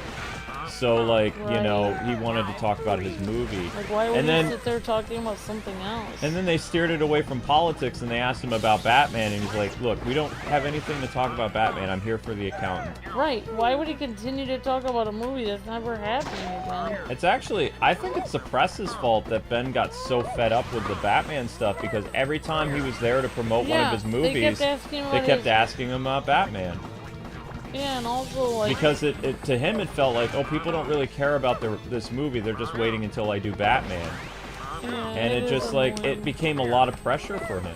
I mean, I get that, because that's how I feel, like, when I used to do streams in the morning, and I mean, I still do, but it's like, I would just be bombarded with people asking me questions like, what does Luke think about the Riddler in this, you know, new comic book? And I'm like, well, I'm playing Disney Dreamlight Valley this morning and Luke's asleep, so I was like, he's gonna always come later. They're like, do you have any idea what he thinks about it? And it's like, no, I don't. Like, I'm not gonna wake him up right now. Like, I'm streaming this other game. I don't know. It's just like it's hard. I don't understand why people ask things that are so off topic to what you're doing. It's like, why are you asking this? It's so weird. I mean, just think about the differences. Like, you have, like, for the past, like, at least 15 years where celebrities and athletes and all these other people get super political. And then when we were kids, had people like Michael Jackson, like, he'd be on the radio or on TV, and he'd be talking about Bubbles, or he'd be talking about his album or something like that. He'd be like, Michael, what are you up to? It's like, I just bought a new ride, and Bubbles was doing something crazy. You gotta see what Bubbles is doing. Bubbles got into the fridge, was messing with the bananas, it was crazy. We had to put Bubbles inside a cage because he ripped somebody's arm off. I can't believe Bubbles did that. you know? So, I mean, they found, I'm serious though, they found things to talk about. That they didn't get into the issues at the time. And that's why the 90s felt like it was a utopia in a sense, because, like, they weren't telling you. Can you imagine, like, back in the day, like, you know, Sly or somebody, he's on an interview for one of his movies, and he decides he's gonna bring up Desert Storm or something randomly? I mean, that's what it is. It's so awkward. I'm here to talk about Rocky, but what we really gotta talk about is Desert Storm. That's over here in the war in Iraq. Yes, like, That's the most important thing. My what does movie that doesn't have to do matter with the whatsoever. movie? So that's it was a mindset of what made the 90s, It's like and focus on it was what you're focus on the here and now, because everybody had the mindset for everything there is a season. So there is a time and place for anything, you know. If they were going to talk about politics like some of these celebrities, they would basically be like standing in a protest line or something, and a microphone would come up to them and they talk about it. Why I'm here, I'm protesting this. You know, save the whales, that kind of stuff. But, which was very big in the 90s. There was a whole movement for Save the Whales. I remember that. Yeah. Yeah. But I don't think they were talking about it during their interviews. But you didn't have somebody like rip their shirt open and have a thing that said "Save the whales" during like a movie interview or something, you know? Yeah. It's like they would be at the beach with other people like with signs saying "We need to save the whales." Yeah, I mean, Yeah. like, even I found it was weird with the whole, like, after Carrie Fisher passed away, people kept using her image to promote, like, feminist agendas. That, I mean, I get it, she was a feminist, sort of. I mean, she was. I mean, she, you know, was a working lady, and she, you know, believed in, you know, like, women could do everything men could do, but I don't remember her ever being super political, but then they just used her face to promote all this stuff. There was nothing like that. Celebrities didn't start doing that until like 2000, and I remember there was an actor. I think the first actor I remember doing something was during like 2007 or 2000. It was during the Bush administration where people started to really bring up how they felt about politics, like during his second I think term that's or one whatever. thing. I think that people keep saying like we're political because they keep asking us questions in the chat. Like, It's funny. did Yeah, you hear people- what happened in the news? Yeah. Did you hear what happened in the news? I don't really want to talk about it. And then when you say, I don't really want to get into that, they're like, oh. And then they're like, I see. And then they think that you think some horrible opinion about it or you don't care. Like, they'll be like, oh, there's all these people starving and there's this war happening. Don't you care about this? And it's like, I do, but I do, I'm playing playing a Mario video right now. game right Yeah. now. Like, and then they start writing rumors about you online. Like, oh, the Kwings don't care about this war that's happening. It's like, I do care about it, but I'm not. What? I never said I didn't care about it.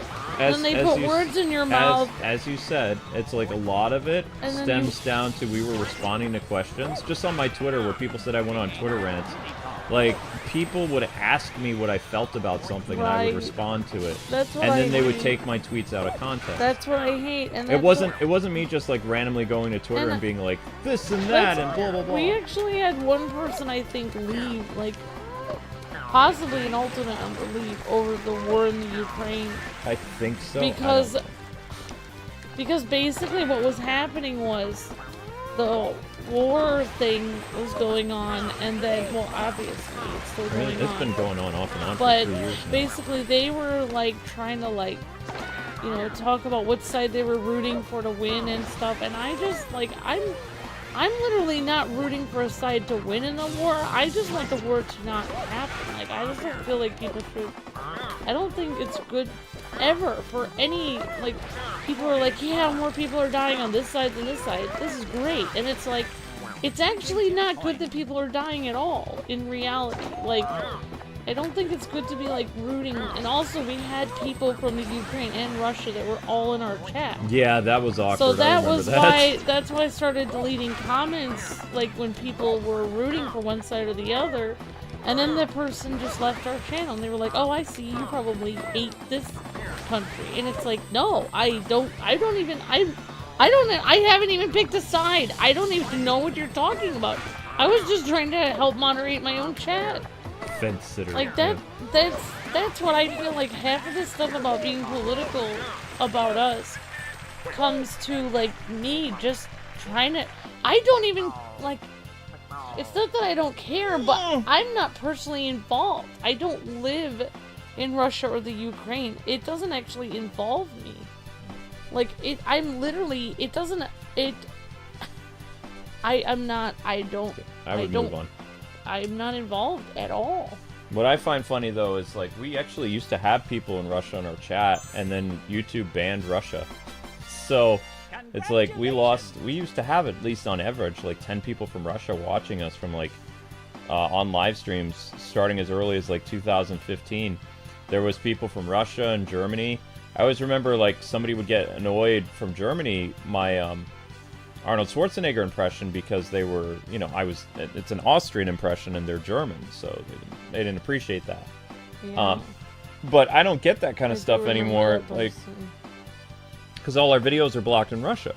But you are doing a good Arnold Schwarzenegger impression. It's not, yes, it's I don't think it's really offensive though, because it doesn't even sound like a German.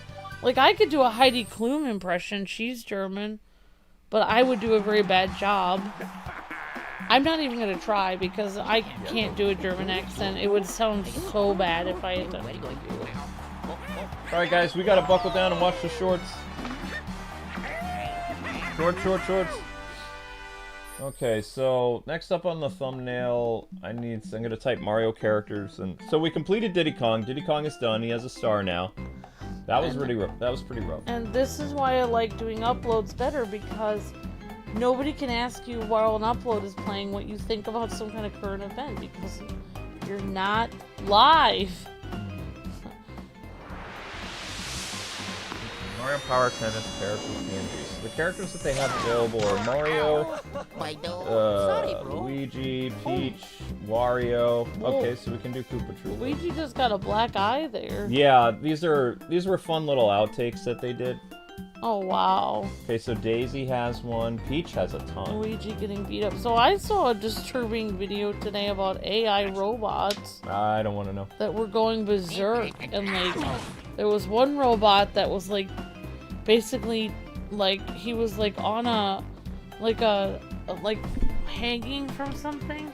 And he got caught and he was supposed to walk forward and he started having, basically looked like a rage attack. And he was, like, punching the air and going in rage mode. Like, this robot was acting crazy, like angry.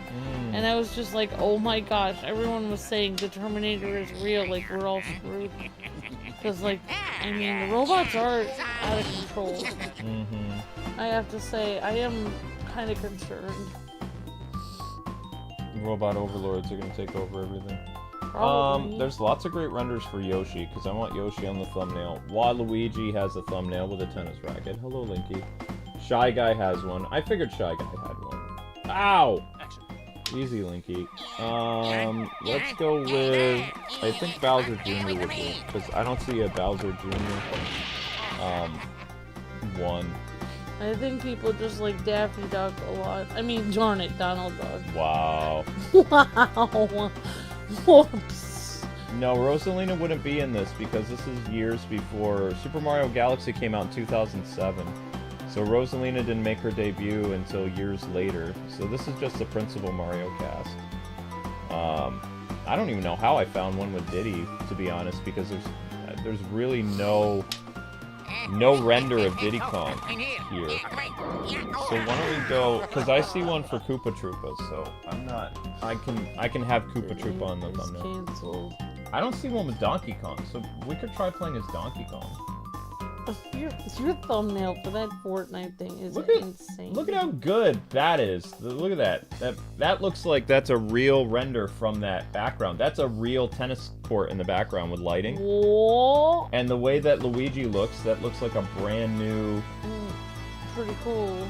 And that actually is, that is not a Mario Power Tennis render for Luigi. That's the Mario Tennis that came out on Switch, I believe. Link's like, I could have done a better thumbnail than that, Luke. Just give me opposable thumbs and set me loose. I could totally pwn your thumbnail design. You would be crying in a corner there. That's the Diddy Kong one I found. So I found it from a website called Source Gaming, and it's not even a PNG. So yeah, it's rough. As long as you change a few things, dude. Well, I That's couldn't. what my graphic design. The only thing that I couldn't do is see. There's the render right there with Diddy Kong doing that weird pose, and it's supposed to be the ball is going past him, but yeah. The problem with the render is if you look at our thumbnail image, you can actually see white on the racket because I couldn't get rid of the white on the racket. That's fine. So I couldn't like cut that out. Wow, you're getting worried about very small details. Alright, so well, I mean, it's barely getting 1,000 views anyway, so I'm not gonna... If I was getting more views, I would probably be more invested in that kind of stuff. So Shy Guy has a picture online, so we're not gonna do Shy Guy today. Donkey Kong has a very rough render, so we should probably play as Donkey Kong. Link's like, if I was getting more pets, I would be more invested in cuddling. Yeah, why don't we do DK and Donkey Kong? He's like, but I am leaving because of the lack of pets that's happening right now. I was petting him! He's like, it wasn't enough. Okay. I needed 5 pets per 20 minutes, and there was only 4. I'm very upset. That pose with Diddy Kong looks weird. It's the only pose that they have. They didn't have multiple renders of characters back in the day. So that was the pose they decided on Diddy Kong and the Donkey Kong has a weird one. His racket wouldn't even be visible on a thumbnail because it's down by his feet. Like it's not anywhere up by his body, so I mean it would just look like a picture of Donkey Kong. Yeah. So we're gonna start DK then.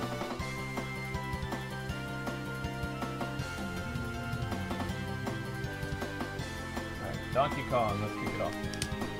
Did you know your Casey Jones is crazy short? He's one of the most reviewed shorts on our channel. No, I didn't know that. I mean, actually, Wolf Link, that was mine, is 72,000 views. But Casey Jones has 43,000 views. Where you're just acting crazy and saying your name is Casey Jones. I still find it weird that, like, that company we like or whatever, the people who made that Ninja Turtles game for Switch, Yeah. like, it's now on other consoles, and they said they had, the thing is, they had a big announcement that they were going to do, the people who made that game, and their big announcement was, hey, it's now available on all the other systems, but it's like, people thought they were announcing the new DLC, because there's supposed to be new DLC coming. I was like, it's like, just so you know, you can now play the same game you've already played, but on Xbox and PlayStation. Yeah, pretty much. Like, and they're like, and the Casey Jones DLC is available already. It's like, but there's supposed to be more DLC. Like, everybody knew that it was a timed exclusive on Switch, and they made this big announcement. Oh yeah, it's now available on all the other systems. That's your it's big like, news. That's your big news that you were hyping people on your Twitter. It's like, no. It's like, hey guys, this is gonna be a timed exclusive, so in a couple months it's gonna come to all the other consoles. No, timed exclusive is at least a year. Oh, so in a year it'll come to the other consoles, and then 1 year later it's like, guys, big news! It's coming to the other consoles. It's like, we already knew that. You announced that a year ago. Yeah, you already said that. Hey guys, we need you to watch the shorts because the views are going down. The channel views are dropping. Remember, the video that we posted yesterday was basically supposed to help all weekend, and that didn't happen, so now I have to make another weekend video. Oh wow, Donkey Kong, that was fast. He smoked that fool. Whoa! That was real fast. Okay, well Donkey Kong, he's a power character, so... He's like, I feel like Donkey Kong does mewing. What? Mewing, oh, no, it's no, that no, thing no. where Yeah, you, I know what mewing is. Where you, like, push your tongue up on your jaw so that it can, like, your jaw can look chiseled. I was trying to do that while I was DoorDashing, but it didn't work out. You did DoorDash today? No, but I mean this week. Does my jaw look chiseled to you? No. Oh my gosh! I don't think you want it to look chiseled. It's just gonna have to be this cute, tiny little jaw that you've always seen. That's fine.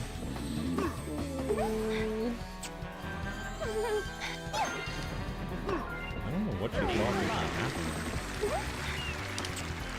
Play stupid games and find out. Win stupid prizes. Woo! Game point. I can think of something that's... Well, I think I'm putting Daisy on the thumbnail. I mean, this video only has 800 views. Oh, man. Very few videos get 1,000 views before 3 hours now. It's very, very few. But again, we're playing games that aren't new though, really. Neither any of the games, but if I play Xenoblade, I still I have to go on 4 breaks almost in the span of almost 5 hours, and that game is brand new. In order for me to hit anywhere close to 1,000 views, because if I just kept it to a 2.5 hour stream, I'd only get 500 views for Xenoblade. I think I started to feel embarrassed when I was in line for the Switch because everyone was like, yeah, they're like Xenoblade, I remember that.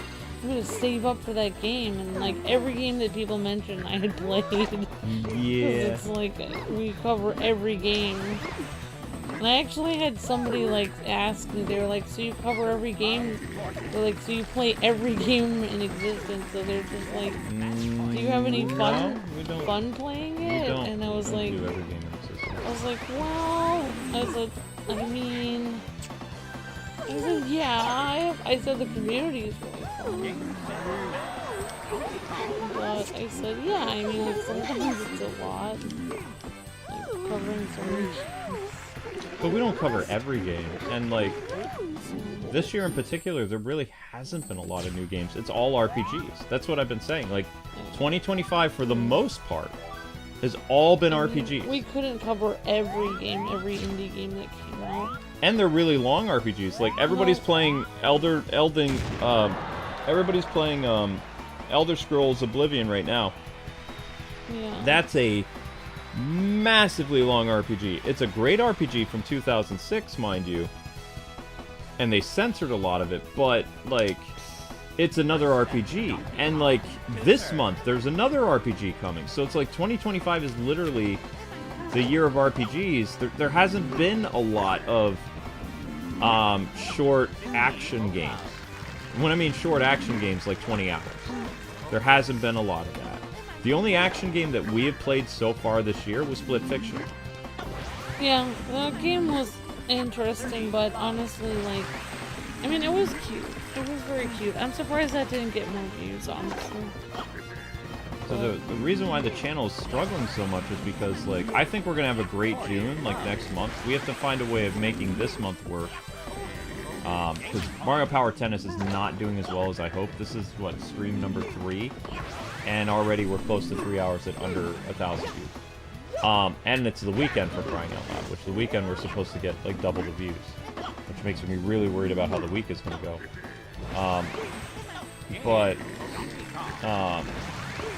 In May that I can think about, we're only going to be covering 2 brand new games, and they're not even very long games either.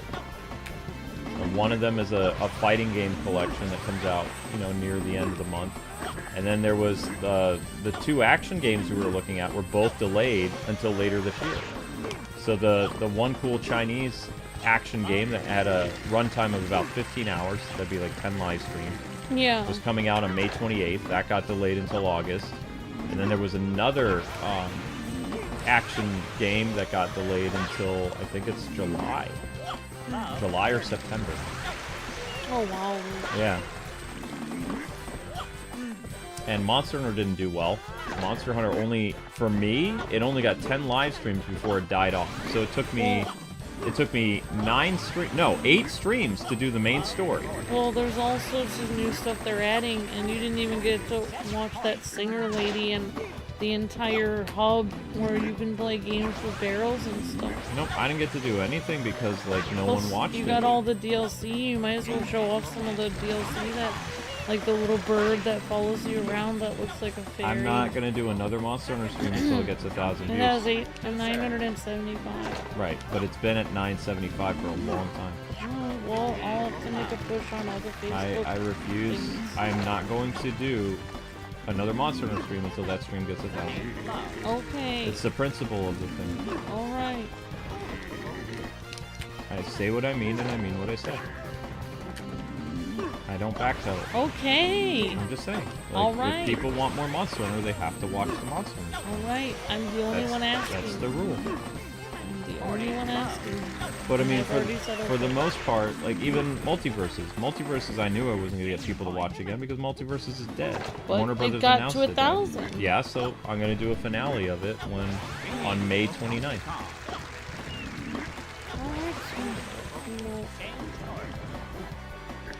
Alright, so now you're playing through as Mario? No, we're playing Donkey Kong. We already did Mario.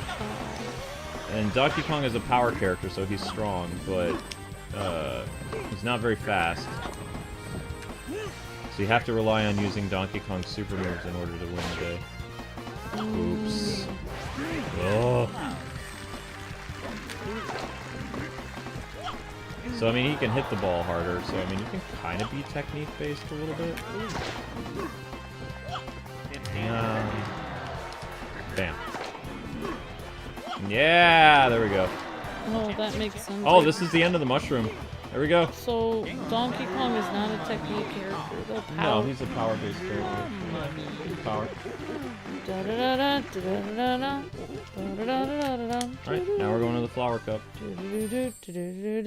I tend to do, at least I try to do, two characters per stream. Yeah. See, he looks kind of expressive. He's being funny even though he looks, like, serious. That's what was funny about the rare version of Donkey Kong. 'Cause, you know, he was able to be kind of expressive. Yeah. But he's supposed to look cool. That makes sense. Yeah.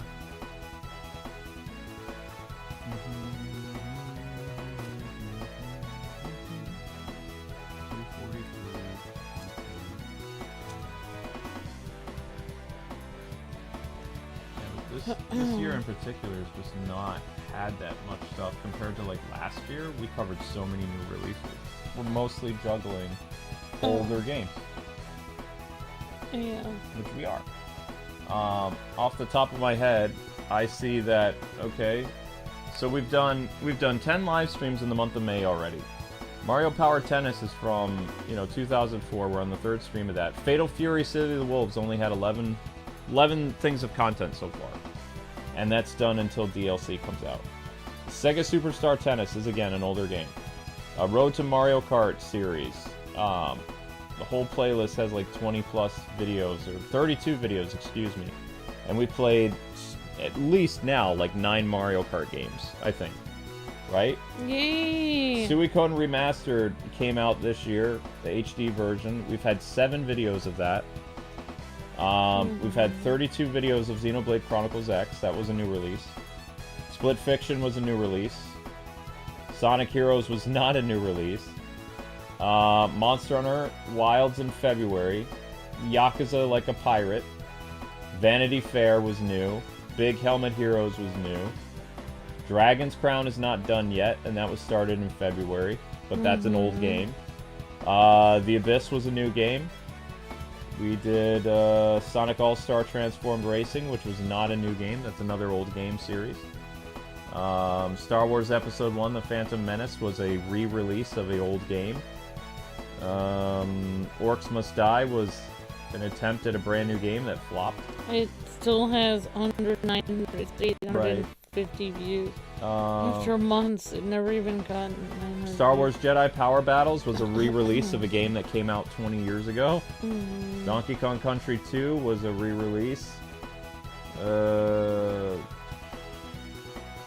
Dynasty Warriors Origins was a brand new game this year. Donkey Kong Country Returns was a re-release of a game on Wii. Wuthering Waves was a brand new game. And Marvel vs. Capcom Fighting Collection was a collection of old games. So, I mean, that's pretty much it. Everything else, even in December, we were milking... There were some indie games, but... Some indie games, that came out, but... For the most part, I mean, what we ended up doing in December was... That's when we started doing the Marvel Rivals thing. The Orcs Must Die thing just showed what happens when you do a game that you're not sure if you're going to get views. But yeah, if you combine that with last year at this time... We were doing at least 4 brand new releases every month. So we've only done since January in terms of actual new games, not remasters. New games in 2025. We've done 4. Yeah. Remasters, we've done 6 remasters. So I mean, it's a completely different thing this year. Maybe so that's we why can do Knights of the Old Republic for May. No, we're not doing that. We're doing. Guess I need to get the Skylanders characters out in there. You kind of have to because there's nothing else. There's nothing really because the Mario thing we've been milking, but look how poor the Mario thing is doing. Like, this is a really fun Mario Power Tennis game. We're almost 3 hours in. 850 views. Well, I'm having fun. No super chats, no members. 850 views. But the warmness in our hearts. Well, I'm kicking butt and taking names. Like, also, I'm doing really good gameplay-wise. I'm having fun watching you. Just because I'm pretty good at this thing. Even with Donkey Kong. Like, I'm going to get all the stars, provided, every stream gets 1,000 views. I also get the benefit. We gotta get a cute, handsome cam on your face. Are we going to play the DLC for Dragon Ball Sparking Zero? When does it come out, Sammy? I get the benefit of seeing your cuteness next time. I'm going to have fish for dinner, like when I get the Mario Kart thing set up. I found some more broccoli. I had gotten another thing of broccoli. I went to the store and got another $3 thing of broccoli today because I wanted to redo it because it was too spicy. I'm gonna do it in the rice cooker and steam it. The rice cooker's not clean. Alright, well then I'll have to clean it. Yeah. I don't understand. understand. You say that I get snippy about things, but you're just like, No, that was oh. just a blunt response. That's not snippy. I'm Well, blunt. You seem very blunt to me. I've always been blunt, honey. Oh. I just thought maybe you Sammy, just started becoming blunt. soon as there's more, no. As soon as there's DLC for Dragon Ball Sparking Zero, we'll totally look at it. We've done lots of DLC for certain games this year. But Marvel Rivals is really the only consistent thing we do. I haven't done any more of it because you said you were gonna show us. Yeah, I'm gonna do Psylocke this week. Donkey Kong to serve.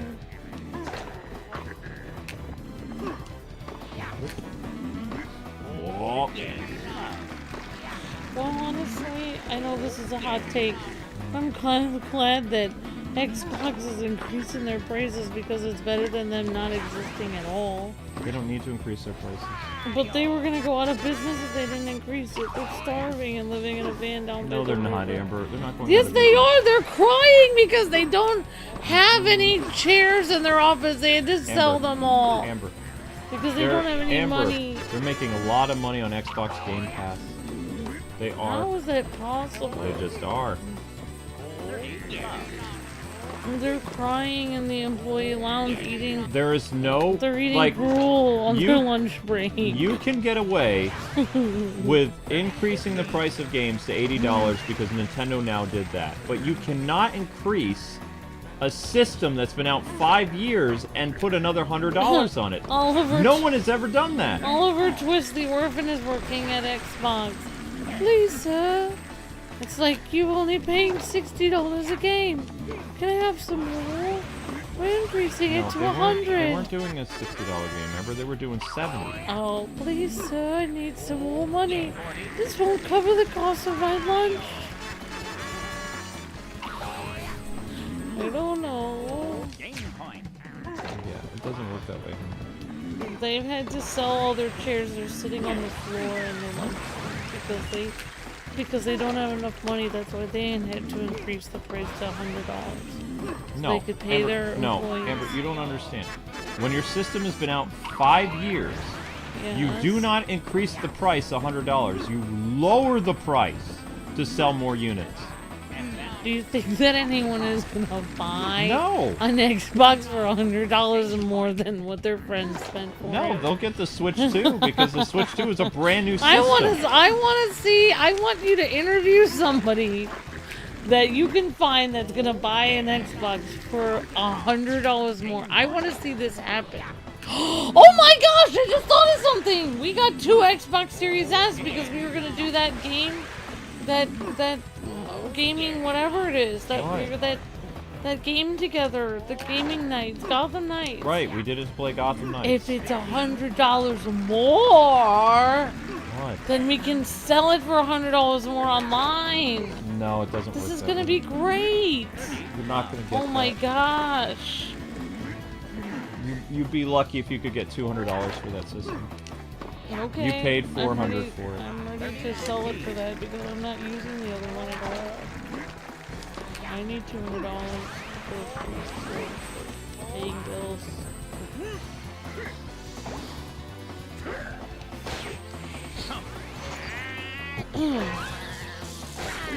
Oh, darn it. Oh, that would be neat. I wonder if people are gonna trade in their... Oh, if you trade in your Xbox for another Xbox, I bet you get more money now because they increase the price. Come on! They said it's worth $100 more now. No, honey, that's not what that The means. value of my system has now increased. No, that's not how that works. I could actually, instead of buying stocks and bonds, I'm just gonna buy Xbox systems and wait for the value to go up on each Xbox. No, honey, that's In not how that 10 works. years, it'll be worth $2,000. No, that's not how it works. Aww. You're making me dumber just by listening to that. That's not how that works. If they increase the price of a system, it does not help it. Aww. Marketing 101, when you have, listen to me, when you have a system that's been out for so long, you either release a system that is comparable to that at a lower price, like what Nintendo does when they release their Lite series, which is, instead of putting the original system at a cheaper price, They make another system that has less features, like removing the ability to plug it into the TV, and they call it a Switch Lite. And they sell more units that way as a straight-up portable system. So what Xbox would do is they would make a new Xbox Series S at a cheaper value with less features, and they would sell that for whatever. Oh, yeah. You never ever raise the price of a system that's been out for 4 or 5 years. You're not going to get that investment back. You would be lowering your prices to try to save... You'd be lowering your prices to sell more systems because the competitors are outselling you. You don't raise your prices. That's insane. I'm thinking of that line in The Three Amigos. It's like, oh man, are you gonna get your hands on an Xbox? Yeah, Xbox Series X? Oh yeah, this Xbox Series X, it's not just famous, it's infamous for being so expensive. Really? Oh man, they must have added more features. It must be better now. I can't wait to get my hands on one. They've increased the price. That must mean so many people are trying to get one. Score! I got the last one. I only had to pay $800 from a person that was like, That's not helpful. Spiking the price. What are people called? Tag people. No, they're not called tag people. Rip off people. They're called scalpers. Oh, scalpers. That's kind of disturbing. Right, because what they do is disturbing. That's why we call them scalpers. I don't think it's as disturbing as actually scalping someone.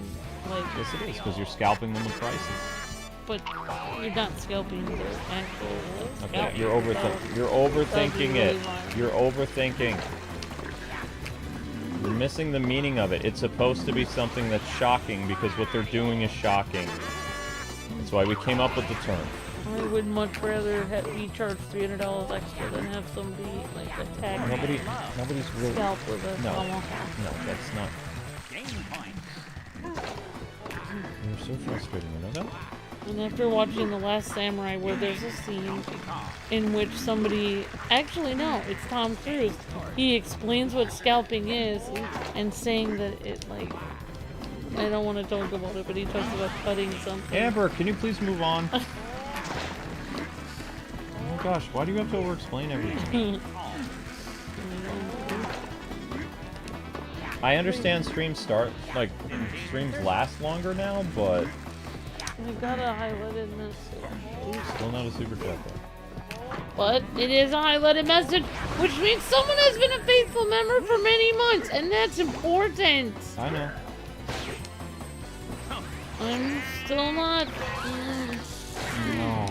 I'm still not perfect, but I'm here, and that's what a great thing about a highlighted message is. It's not a super chat, but it is there saying, I'm here, I exist, I've been a faithful member for this amount I'll of be a time." lot happier when this stream hits 1,000 views so we get paid. Because we haven't been paid anything yet today. Alright. Hey, look at Amber, how would you grow a non-commentary YouTube channel, says J-Cat? That's I don't tricky. know. I mean, I guess you would just do it the way the king of all non-commentary channels did it. Pack Attack. Huh? Well, Pack Attack only makes half of what a regular content creator makes, though, because most of his videos get content ID. Just do what Pack Attack does, where he just he just pumps out content.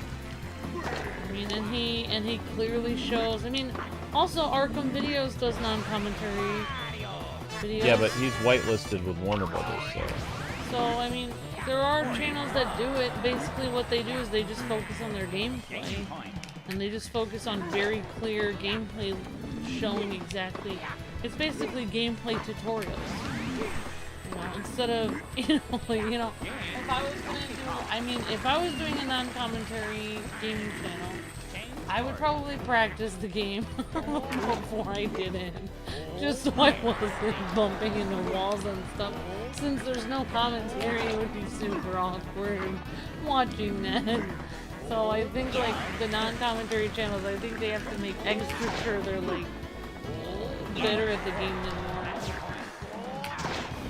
A little above average.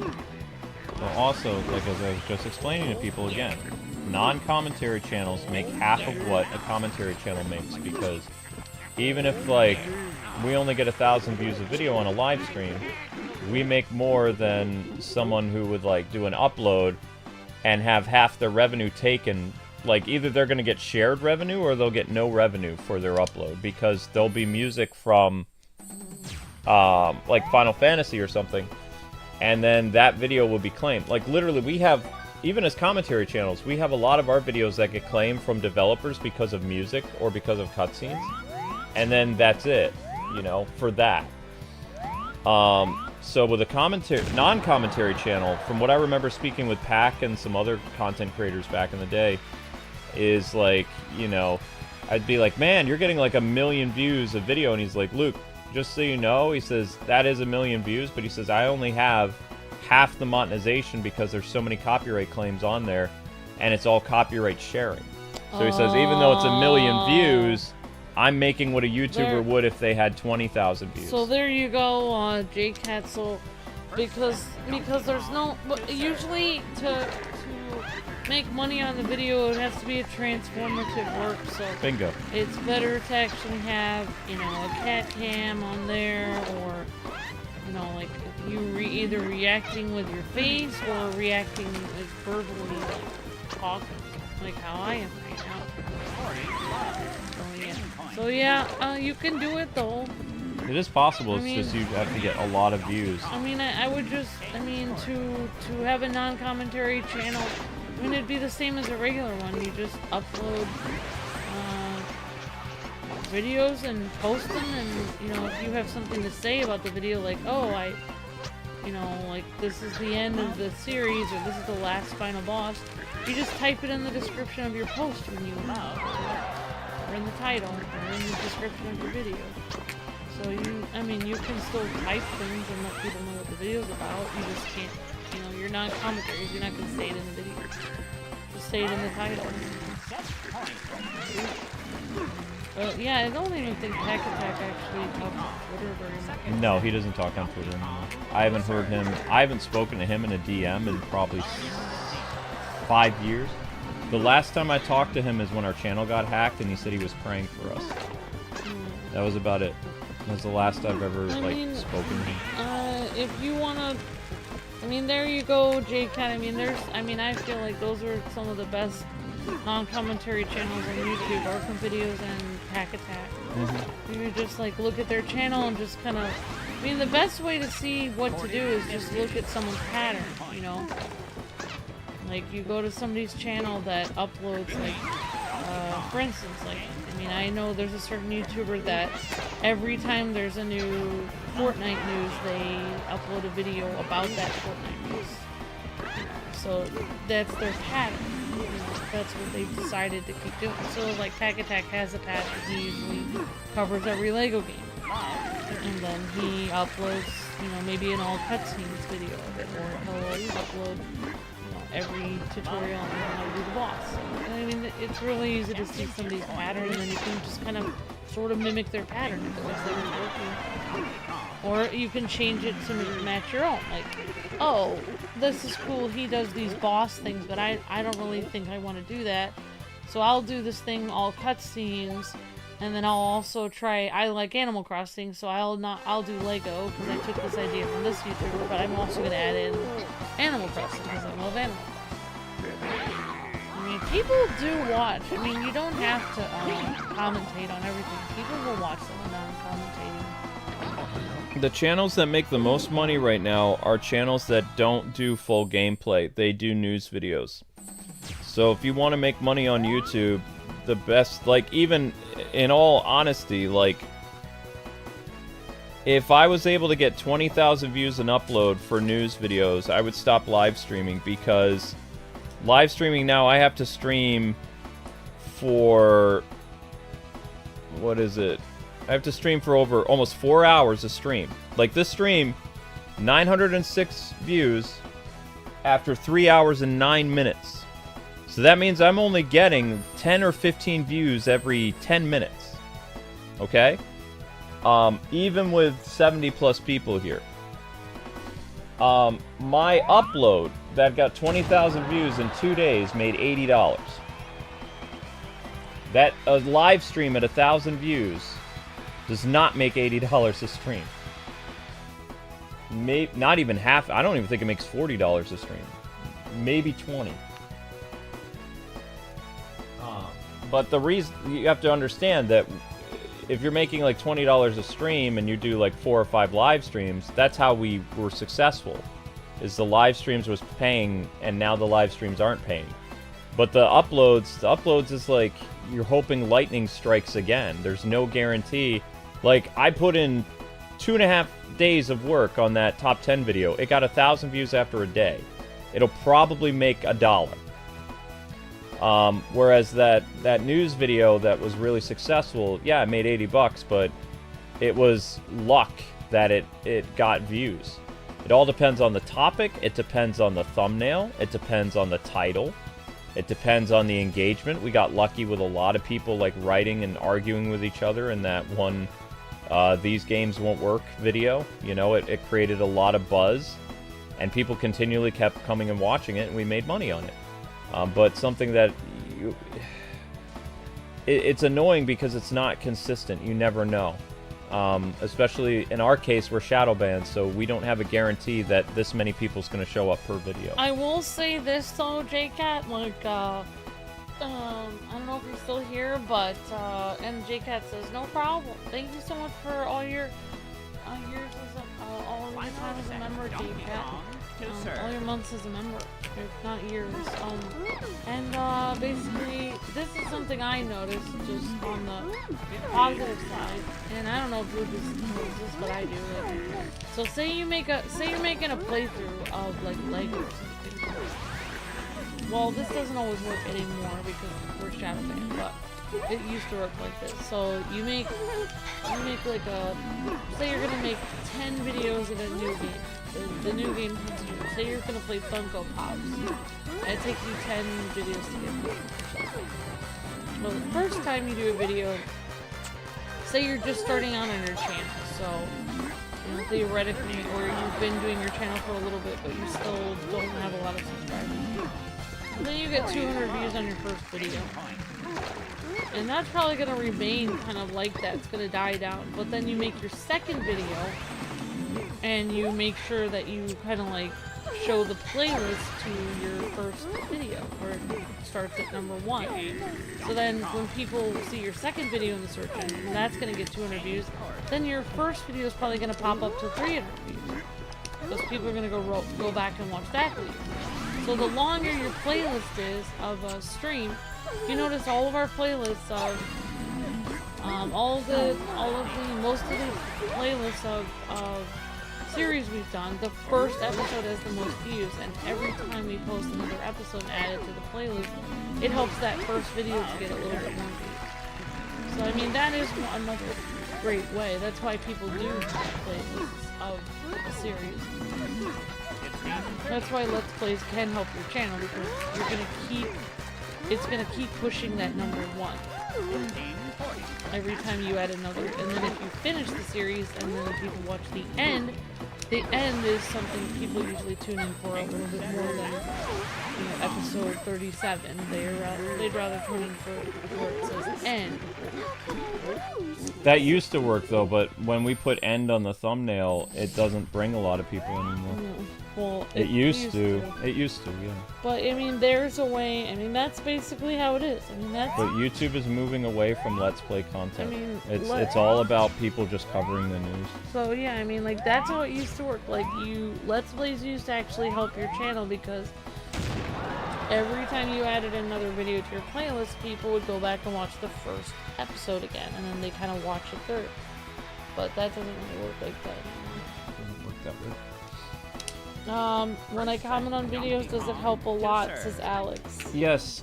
Tremendously. Yep. In fact, many times, like, YouTube wants to count more views on a video, and they won't until somebody comments on it. Until there's some type of engagement. Yep. So you're actually allowing the video to get more views by commenting on it.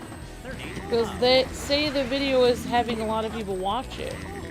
And YouTube's like, that's not right because there's no comments on here. So they'll like suppress the amount of views until somebody goes and comments on it, and then they'll be like, oh, I guess someone is watching it. And then they'll allow the video to get views. So they're waiting. It's the same with shares. They do that with shares as well. Like they're waiting, like maybe say the video is at 800 and there's 100 more views on it. Oh. It's actually at 900. They're only counting 800 because no one has shared the video. So they'll wait until someone has shared, then the video will start growing in views because they're actually suppressing views until people share it. So that's how sharing works. They literally prevent them. They actually take away views until people share or comment. So yes, it's extremely important. Likes and shares are still important even after like 20 years on YouTube. That's still the core basis of engagement is likes and shares. Comments, all that stuff. 30-15. No. Use royalty-free music. I mean, Nobody likes watching Let's Plays with royalty free. Whatever, I mean, you find what works for you, J-Cat. And also, here's the thing with royalty-free music. It might be free now, but years later, the composer, like the credits could end up changing. And the people who retain the rights, and then they'll claim all your videos that use that music. Yeah, they so could sell the case in rights. point, we had a song that we used to use on our channel for years. Cat Socks and Knee Socks, which was a licensed song we bought from an anime that never aired. We paid like $2,000 for it. It was like 6 years later, every time we used that song, the new retainer of the song would claim any video that had that music on it. So we had to go through and we had to use the YouTube trimming feature and remove that song off thousands of videos because we were going to get a copyright strike from this composer. Even though he wasn't the one who created the song and we had the composer's permission to use it because we paid for a lifetime license, someone else came in and bought it and then they were claiming it. And that's how royalty-free music works, is for a while, yeah, it's totally lucrative for you to use it on your channel, but eventually, years later, it's going to change company hands and it'll no longer be royalty-free. They'll expect you to go and pay for it again, and until you pay for it again at an insane price, they're going to claim every single one of your videos that uses that song. They can always sell the rights like 7 years from now. It's usually every 5 years they sell it. So, I mean, yeah, I mean, we do the same thing, J-Cat, like, we watch, like, a older, like, Luke played some older Star Wars, Super Star Wars music. I didn't that get one. claimed for that, as far as I know. But, I mean, that stream still hasn't made any money yet, because it's not at 1,000 views. Like that Fortnite stream. It's a day after that stream, and it's still $0, because it's not at 1,000. You don't get paid for anything below 1,000. That's just how it works. I know, but it's stupid, but that's how it works. I should be paid for streaming for 3 hours, because I put in the time, but... They won't pay you in hugs. You can give some of the hugs to the landlord to pay the rent. You could be like, my wife got me a hug, and I'm gonna pass it on. Because I can tell you what, this year it's 3 hours, next year it'll be 4. It's just gonna keep going up and up. Like, they're just gonna keep changing it. To the point where live streaming is not gonna be worth it, like in probably a year or 2. I'd say 2 years. If they don't fix it now, like, there's gonna be... just like I noticed, like, when we streamed before, when we first started streaming full-time, we were averaging about 10,000 views a stream. Then the next year it was 6. Then the year after that it was 4. It just kept going down and down because how YouTube was counting live views kept changing every year. And now now it's the lowest it's ever been.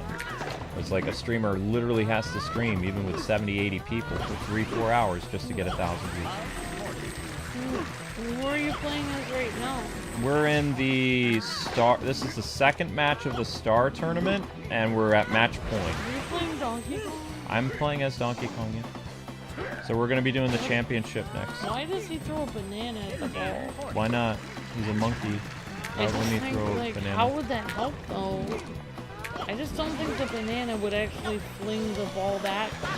It would just kind of splat on the ground like a piece of food if you threw it at the ground. Oh, you know what would be a great move? What? If he ate the banana and then threw the banana peel on the court opposite from him, and then the person would slip on the banana. And then they wouldn't get the ball. That would be a great move. Hitting it with a banana, the problem is that ball is pretty like thick. It's pretty hard. You hit that thing with a banana, now your banana has a bruise on it. It's no longer edible anymore. It's not even good to eat. Like, I don't like bananas. You know, have you ever like had a banana and you drop it on the floor and then you pick it up and you peel it and it's got a huge bruise on it? You can't eat that now. It has a black spot on it. One sec. Thank you, Sammy, for telling me when the DLC for Dragon Ball came out. It was on the 24th of April. I'll try to look at it as soon as I can. Thank you. Thanks, Sammy. Alright, so this is a finale against Bowser. To serve. Maybe the reason why I get so cranky live streaming now is because live stream is like now double the amount of time, and eventually I run out of things to talk about. Also, I start to get tired. Whereas before, like, I did like 5 streams a day at an hour and a half to 2 hours, and now, like, I've cut down from a total of four evening streams that I used to do to equate like 9 hours of work, and now it's just 3 streams that each stream is almost 4 hours. Like, this stream isn't even 1,000 yet. 3 hours and 14 minutes, 960 views. The next stream, and my 3DS can't really be running, like, with the capture equipment for over 3 hours. It gets too hot. It will overheat, you know? So it's like, it's not that I dislike Mario Kart 7, but in terms of how long it takes to stream, how many people you need in, there's a lot of factors that you have to think about when doing stuff. And even with, like, I have Ultimate tonight. I'm not going to have the Ultimate display. I'm going to display it as a mystery stream to try to get as many people in as possible. Because if I label it as an Ultimate, only have, like, 20 people sitting there, and it's not going to retain views. Whereas I can farm views with having it being a mystery stream. Otherwise, there's no point to me running the music at all. It's just because people aren't going to come in. Because the Ultimates come in, and a couple of people are curious, but, you know, it's like I have to trick people now just to stay alive. It's very upsetting. But there's nothing I can do about it. You know what? I'll be faster if I stay on this side of the You court. should do what they used to do back in the early 2000s. I remember the kind of clickbait that they would do on video. Like, they would be like, Miley Cyrus is, like, you know, like, here's a video of Miley Cyrus, like, hanging out backstage with her, like, her performance or something. And then you click on the video, and it's a kid in their backyard with, like, a stick. No Miley Cyrus in the whole video. They just completely... You can't do that, though. If you tag a video, I'm serious, if you tag a video with Miley Cyrus or celebrity and they're not in your video, you can get a copyright strike now because YouTube will accuse you of baiting people. Oh, that used to be a thing. Right, it did used to be a thing, but they've ratified that stuff. You can't... If you talk about the celebrity in your video, technically you could get away with it, but you don't want to name yourself, other channels and things like that and other stuff, because like YouTube can see that you're trying to trick the algorithm. Like, we're shadow banned, so it doesn't really matter. So I literally have I have Zebra Gamer in our tags because he quit. So like I'm trying to pull his traffic that he normally got because he's gone and he's not coming back. So I literally have Zebra Gamer listed in one of our either our descriptions or our tags because he's, you know, he quit. His channel's slowly dying now because he's gone. So if people are searching for Zebra Gamer, type in Kwingsletsplays, now pops up. So. That's who I was searching for before I popped on this video. And I was like, oh, Lucas streaming. Wait, I'm on the couch next to him. Oh my gosh, I'm live too. Is this live? I'm streaming? Oh my gosh. But Is this real life? you have to understand that trick is only going to work for a little while because eventually people are going to stop searching for that Let's Player because he's gone. Like, that only worked for a couple months. But I'd like to think that we picked up probably 100 new subscribers because of that Zebra Gamer thing. Whereas if we put Kwingsletsplays, nobody would show up. Yeah, we should make a list of every YouTuber that quits and then keep adding them in our team. Oh, I have been doing that over the years. I have certain gamers and YouTubers, Sonic things. Like the description of, I believe I have Cobra Manny listed for the Sonic streams that we did. Oh, there you go. Yeah, because people are still looking for that stuff. And plus, if we can give a new home to those former Zebra people, we're active, so... We'll be covering Switch 2 extensively, so... Well, I mean, for what we can afford, we'll be covering Switch 2 stuff. There's no way we're going to be looking at 4 Switch 2 games like we did when... We looked at, out of the 9 Switch launch titles that came out, we did 7. So out of the 22 launch games that are coming out for Switch 2, we'll probably end up doing maybe 5. Maybe. Because it's too expensive. $80 a game, or even like $70 a game is not something that's very lucrative. Especially when we used to make back in one live stream the cost of a game. It takes us several live streams of one series to pay a game back. I think Xenoblade, the Xenoblade game was like, what, 60? It took at least 15 episodes to pay the game back. Like, we didn't start profiting on that game until around the 15th episode. Yeah. That's a huge difference compared to even like a year ago, when like we got what was it, Final Fantasy VII Rebirth or whatever. The first episode got like live. I think it was like 10,000 views. It paid off the game. But then we did another game that we paid like $60 for, and we were doing the series at the same time as Final Fantasy. It took that game 5 or 6 live streams to pay off the $50 to pay for it. Like YouTube is completely different business than what it was. Like, a streamer cannot survive at just ad revenue. You have to get super chats, you have to get members, or you basically your business model will just implode, because YouTube doesn't pay you what they used to. And they're forcing, it's like if you went to a desk job, and in order to earn your money every day, Yeah. they had you jump through a flaming hoop. No, I think it's more like you have to work 8 hours at your desk job, and then on your breaks you have to sit out in the hallway with a cup begging for donations, even though you're already working at your desk. And they're like, just so you know, Frank, fan funding is part of your job now, and it's like, but I already work 8 hours. It's like every 20 minutes you need to sit out on the floor. Yeah, HR calls you and says you need to open a GoFundMe. And you have to get a certain amount of donations a day. It's like, but these are people in the building. It's like, yep, the customers that are coming to buy paper, you're going to have to ask them for donations for you. But I'm already doing my job, which is marketing paper. I already work here. It's like, well, you do work here, but we're actually not paying you anymore. So you have to work at your desk, but then every 20 minutes, you have to sit on the floor and see that lady coming by. She's about to buy paper. Yeah. She did. She bought it from our company. Do I get paid for that? Well, you did previously get paid for that. That was last year's we've model. Changed how the algorithm works, Frank. You see, now you work 8 hours, but in addition, we're not actually going to pay you for that time you work. You're going to need to sit on the ground and ask customers for additional money. But they're already coming by and spending their time and energy here getting paper. It's like, yes, but now they need, if they really care about this paper company, they're going to need to donate to you every day. Otherwise, they're going to miss this paper company coming here. And they're going to go watch another paper company. It's like, Yeah. I don't But understand though. that's the thing. See, a streamer can make money on YouTube, but you have to be exceeding 1,000 views a stream.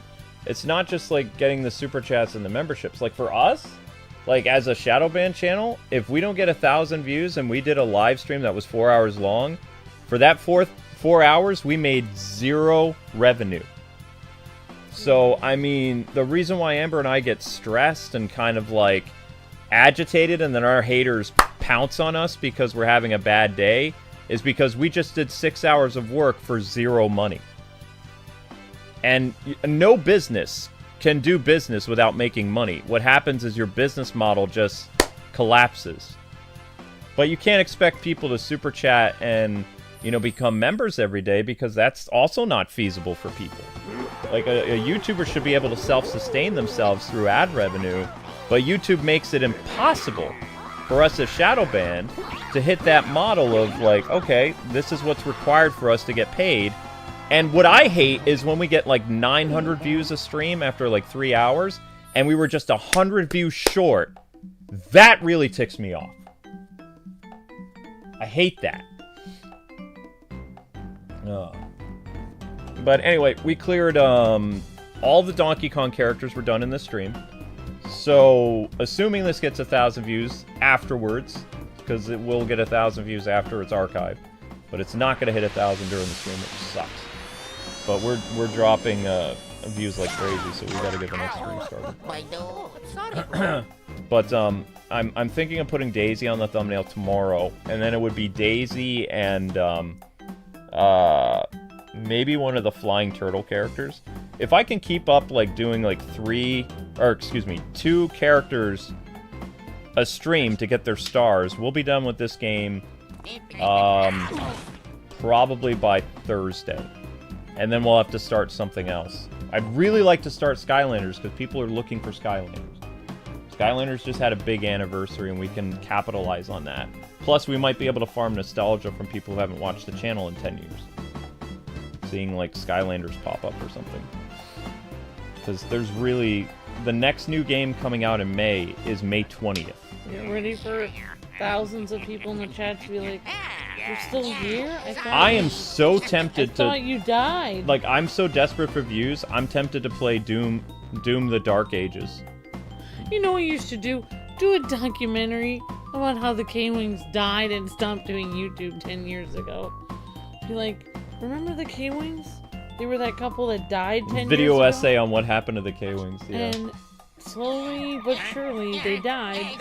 And then after they died, they stopped doing as much content. I had to stop. There was a guy who was going to do a video essay on us about all the abuse allegations and nonsense, which were rumors and there's no bearing, there's no proof, there's no police stuff, there's no nothing.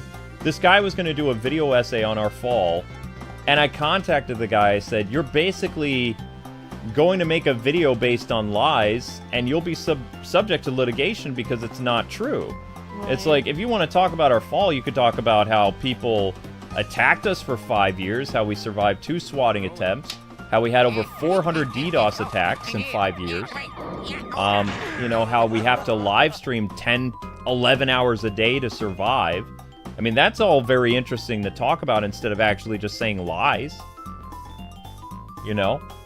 Because none of that's true. I mean, I'm glad you contacted that. And I contacted him really nice. I didn't threaten him with a lawsuit. I just said, you're basically talking about all this stuff that's not real. Like, if you're saying that you want to be a journalist like the way I was, then you really need to research what's going on. I mean, that just reminds me of when I was on Reddit and someone was saying all this stuff about me and how, like, we were divorced and everything.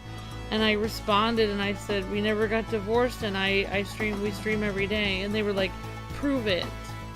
And I was just thinking, I didn't respond to the person, I just blocked them because it was like, so I came over here and I'm telling you that I'm not divorced and that I'm on my channel every day and you told me I have to prove it to you? It's like, I'm speaking from the horse's mouth. I am K-Wife. You are the source. I am the source. What do you mean prove it? Like, what are you talking about? Yeah. That just shows how crazy people are on the internet. Yeah. Like, you're asking me if I'm divorced. I'm telling you I'm not, and you're not taking my word for it. So, I don't know what you want. That's the reason why people haven't made video essays on us is because we haven't done anything wrong, and we're still here. Like, you usually make video essays on YouTubers that quit. Like, Zebra Gamer should get an essay because he's gone. You know, talk about the rise and fall of that character. I don't like talking about No, I'm just saying, like... But it reminds me of Nintendo, where people were saying, where Nintendo said a certain statement, like they said, this is what the price is going to be, and people were like, I still don't believe it. It's like, but they said this is what the price is going to be. Like, it's kind of interesting when, like, the company makes an official statement, and people say, I still don't believe that. Nintendo could be lying to us. They're going to be lying to you about what price they're putting the system at. Like, why would they lie to you? This would make them stupid. That would make them look bad for changing the price. Like, that doesn't make any sense. Like, it's so weird when you hear it right from the source and people still don't believe it. Well, that happened. Yep. Alright, so by the grace of God, we got 1,000 views, meaning we got paid on the stream. So I'm a little happier now because we actually made some revenue today. Next up, guys, is going to be Mario Kart, but I need to get dinner, so we're going to get Mario Kart set up for you. It'll take about, I don't know, 5 minutes to get that equipment hooked up. And I'm going to have fish, lettuce, and cheesy potatoes for dinner tonight. So... No, we don't have any problem with any YouTubers. Luke was saying someone could talk about a YouTuber that quit.